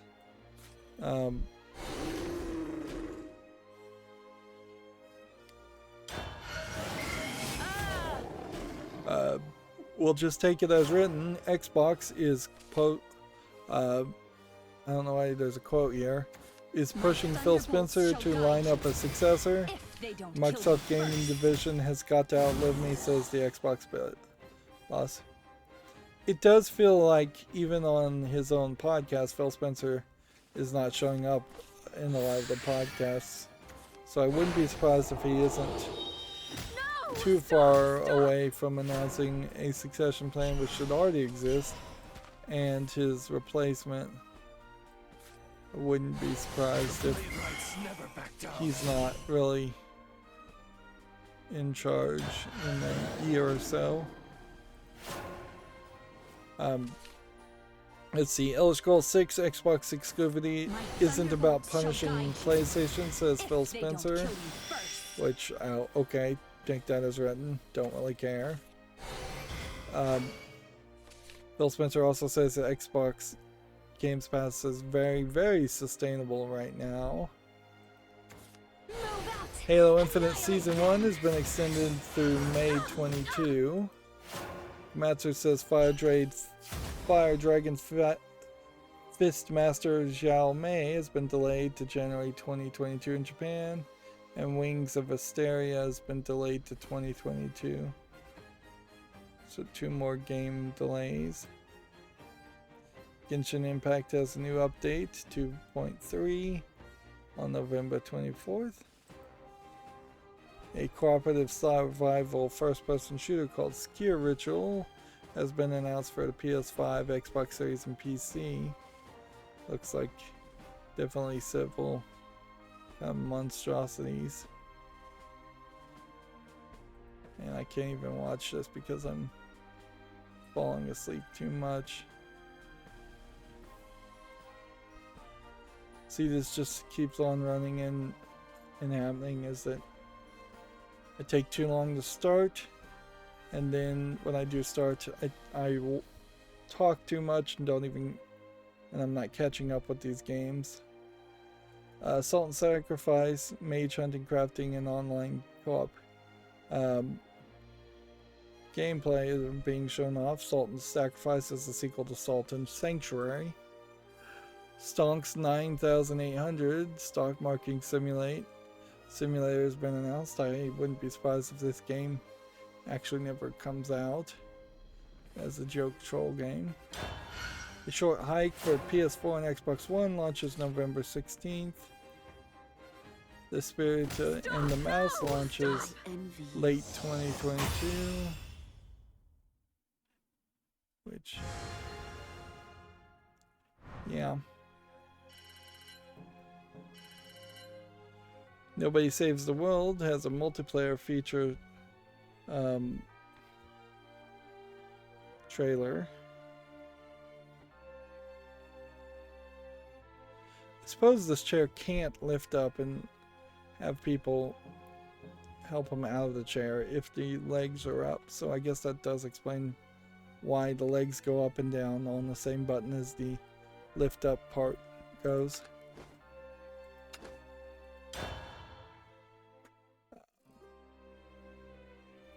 Yeah, I'm really just so asleep. I thought I was going to end up taking a 5-hour energy drink, taking it like it's a drug, basically, while moving the furniture, and I managed to stay awake without it. All you know? But Mother, father, come there is going to on. be a day, certainly, when I'm going to end up having to drink that stuff again. It's terrible. Though, terrible for your health, I'm sure. Kung Fury Street Rage DLC A Day at the Beach is now available for PC. David Hasselhoff joins the fight. What is Kung Fury?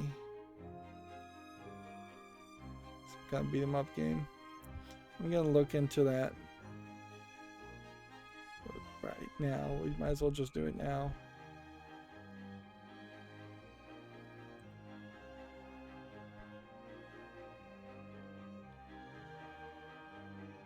So I guess I ignored the original game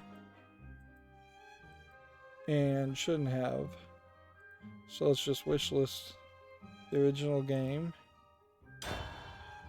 And then I guess you can't even put DLC on the fall list. So whatever. Lots of bones, but make it fashion. The adventure game Little Kitty Big City has been announced for consoles and PCs, which it looks like it's a fairly interesting low-down angle. It looks like there's a decent amount of animation here. This definitely feels like there's an actual game here. We'll check that out when it comes out. A new Project Awakening footage showcased at the Cygames Tech Conference, which I guess that's some video, some screenshots, not video. Let's see, they've got some screenshots of 2 more Demon Slayer characters being added to the Demon Slayer game. Matsuda Super Robot Wars sales have topped 19 million, which, like, the entire series of shipments and digital sales have topped 19 million, which is probably a somewhat small number, relatively speaking. Fantasy Life Online is going to end service on December 15th in Japan, which, okay, maybe that irritates Japanese people. A game called Buried Stars is coming to PC. It was a mystery adventure game currently available for the PS4, Switch, and PS Vita. Yep. Looks slightly interesting. Uncharted Desert awaits. No! Not 100% sure though if there's a ton of gameplay here. Looks like there's more than your standard visual novel, though. Tencent has acquired Soleil and Valhalla Game Studios' parent company, Wake Up Interactive. So, Tencent has acquired Wake Up Interactive, the parent company of Soleil and Valhalla Game Studio would be a better way to phrase that. Let's see, Rune Factory 5 version 1.1.0 update now available in Japan and has added same-gender marriage in Japan. I think that's a slight step forward, particularly since they're advertising it and not just sneaking it in. We are, I think, already talked about Ollie Ollie being acquired by Private Division. Oddworld Soulstorm Enhanced Edition launches November 30th for all of these platforms. A turn-based strategy game, Warhammer 40k Battle Sector, is coming to PS4, Xbox One on December 2nd. Outriders New Horizon update launches November 16th with a World Slayer expansion in 2022. Outriders is, I think, one of those games that I should have played and didn't get around to it if it's the game I'm thinking about, which very possibly it isn't the game I'm thinking about. Actually, I don't think it is the game I'm thinking about.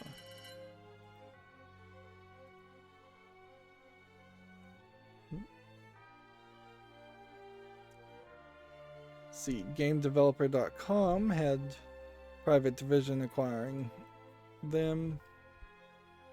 We had already talked about Alan Wake developer Remedy opening a Swedish subsidiary in 2022.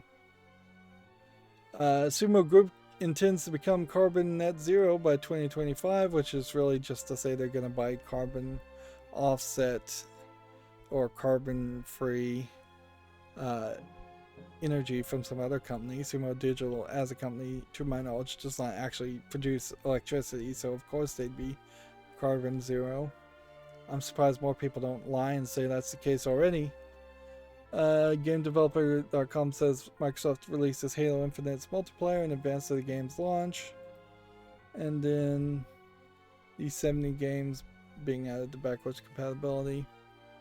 The 76 games here are 50 Cent Blood in the Sand, Beautiful Katamari.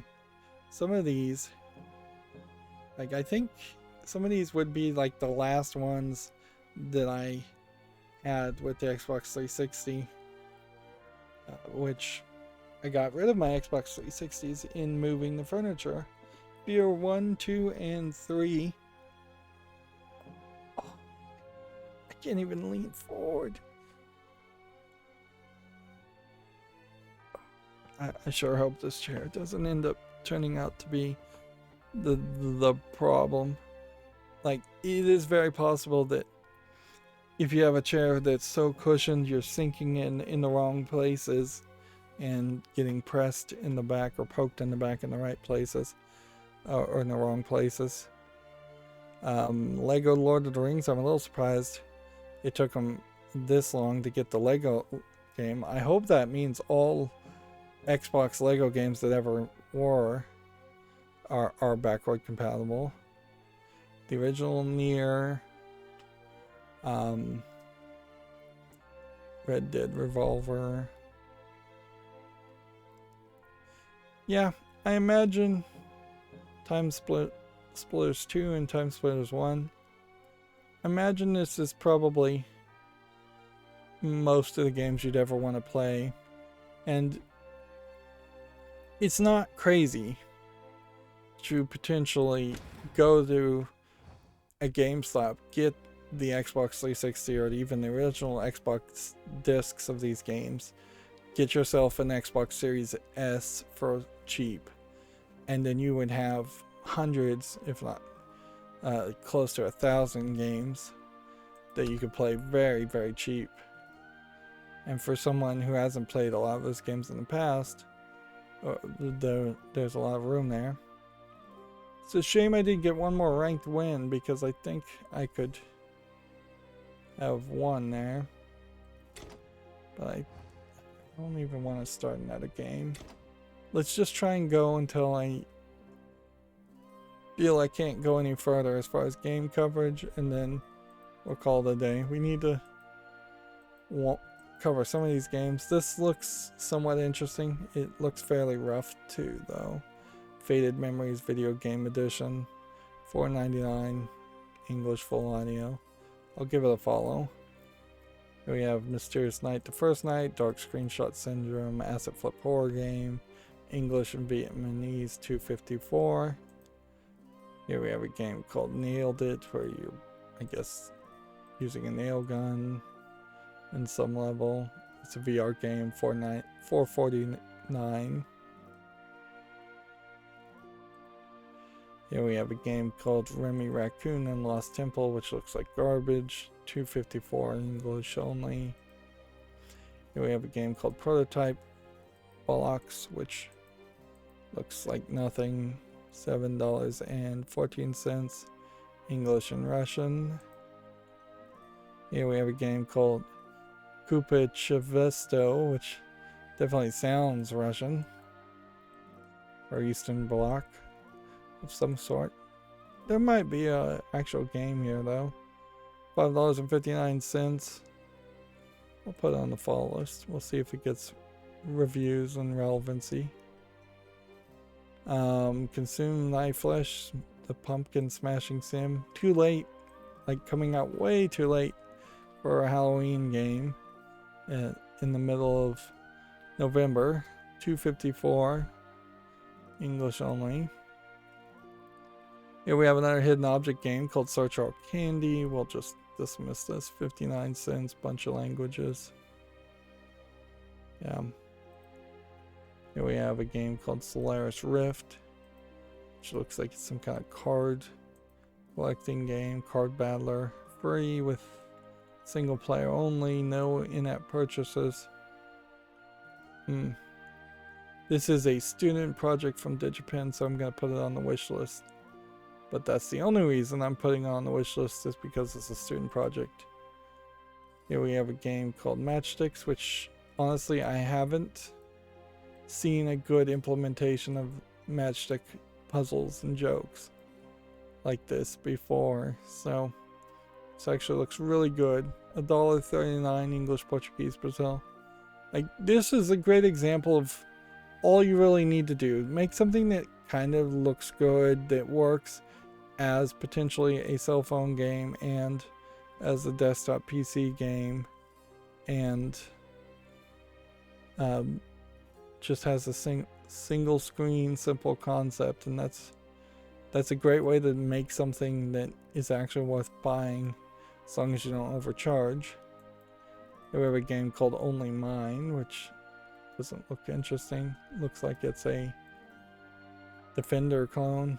I think Defender is the name of the game. You're shooting things to keep them from hitting the ground. I guess at a certain point that might be a Juggler clone, the old Nintendo Game & Watch Juggler game. Here we have a game called Imitating Zombies, which looks like a very low effort garbage game. $1.19 English and Russian. Here we have Space Rocks Blockster for $1.99, which is obviously an Asteroids clone. Here we have a card game simulator, which I don't think that works compared to Tabletop Simulator. Yeah, it's free, but that's about the only good thing I think I would say compared to Tabletop Simulator. Here we have a game called Serious Breakdown, which looks like just a generic platformer of no interest. $1.79 English and Russian. Here we have a game called Noah Ra the Conspiracy, which looks like there might be something there. Early access, English and French, full audio, $24.99 is very expensive. I'll put that on the follow list. Here we have a game called Tomb of the Lost Century, which looks like garbage. It's $4.49 English only. I guess what I want to do is see if I can get enough of these gone that I can see the beginning of the end, and that would be a good point to end this episode. This A equals B for 424 is garbage. Here we have a game called Brick Love, which is just tag nudity and mature things, and it's just a brick breaking game for 74 cents. Nothing there of real interest. Let's see, here we have a game called Acquiescence, which might be something, but I bet it really isn't. I'll give it a chance. Here we have a game called What is Gravity, which I am not really seeing much of a game here. It's some kind of Asian physics game or an Asian mathematics game. $3.59 English and Chinese. Have to say no to that. Here we have 1,000 Hidden Frogs for free to play. English only. I don't know why it's free to play though. Like, here we have a game called Urge, which looks like a low effort troll game.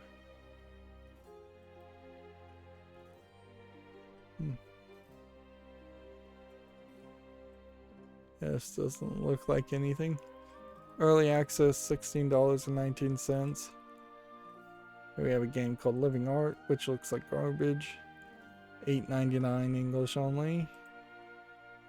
Here we have a game called Tomb Keeper Mansion Deluxe Pinball, which I'm a sucker for pinball, so I'll put it on the ball list. $6.79 English, allegedly full audio.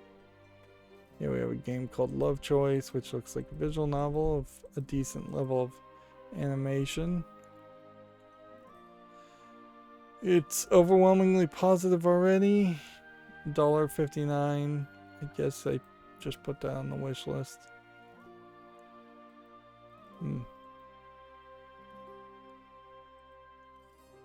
We have a cart detailing simulator prologue, which we can just ignore because we're not going to cover prologues.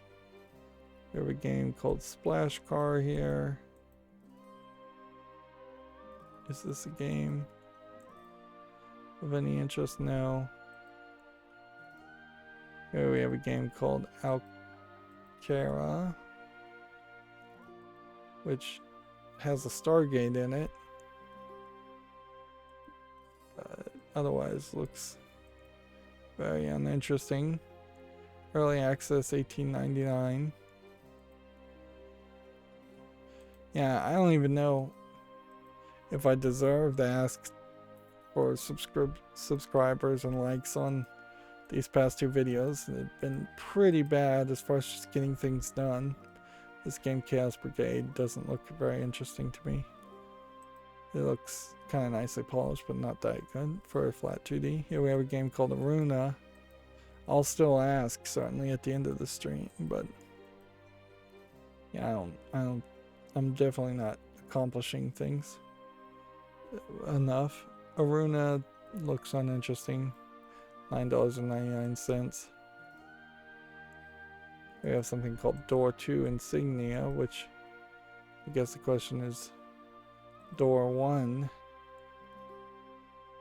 You have Door 2 Key. Now Door 3 Insignia. Door 1 is mixed reviewed. Door 2 is mixed reviewed. So I'm not gonna do anything about Door 3. Here we have a game called Gooby McGobblenuts Presents The Art of Dad Jokes Chapter 1, which obviously is a low effort RPG Maker garbage game. $1.19 English only. Here we have a game called Pack of Demons, which looks like nothing of interest. $8.99 English full audio. Here we have Sakura Forest Girls 3, which is yet another visual novel with anime girls from the Sakura series, or bearing the Sakura name.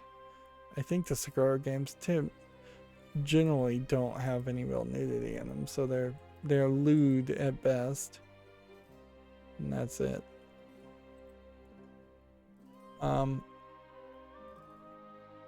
And at that, I'm just gonna leave it. We've gone 2 hours and 20 minutes barely, but I just feel so tired that I feel like there's a high danger I'm just gonna fall asleep while streaming. Plus, I'm in obviously major pain. That's going to be it for this stream. As always, I ask you to like, share, subscribe, comment, and watch every second of my videos. If you want a friend or follow me on any social media sites, there's a whole bunch of links down below. Thank you for watching. Have a good evening.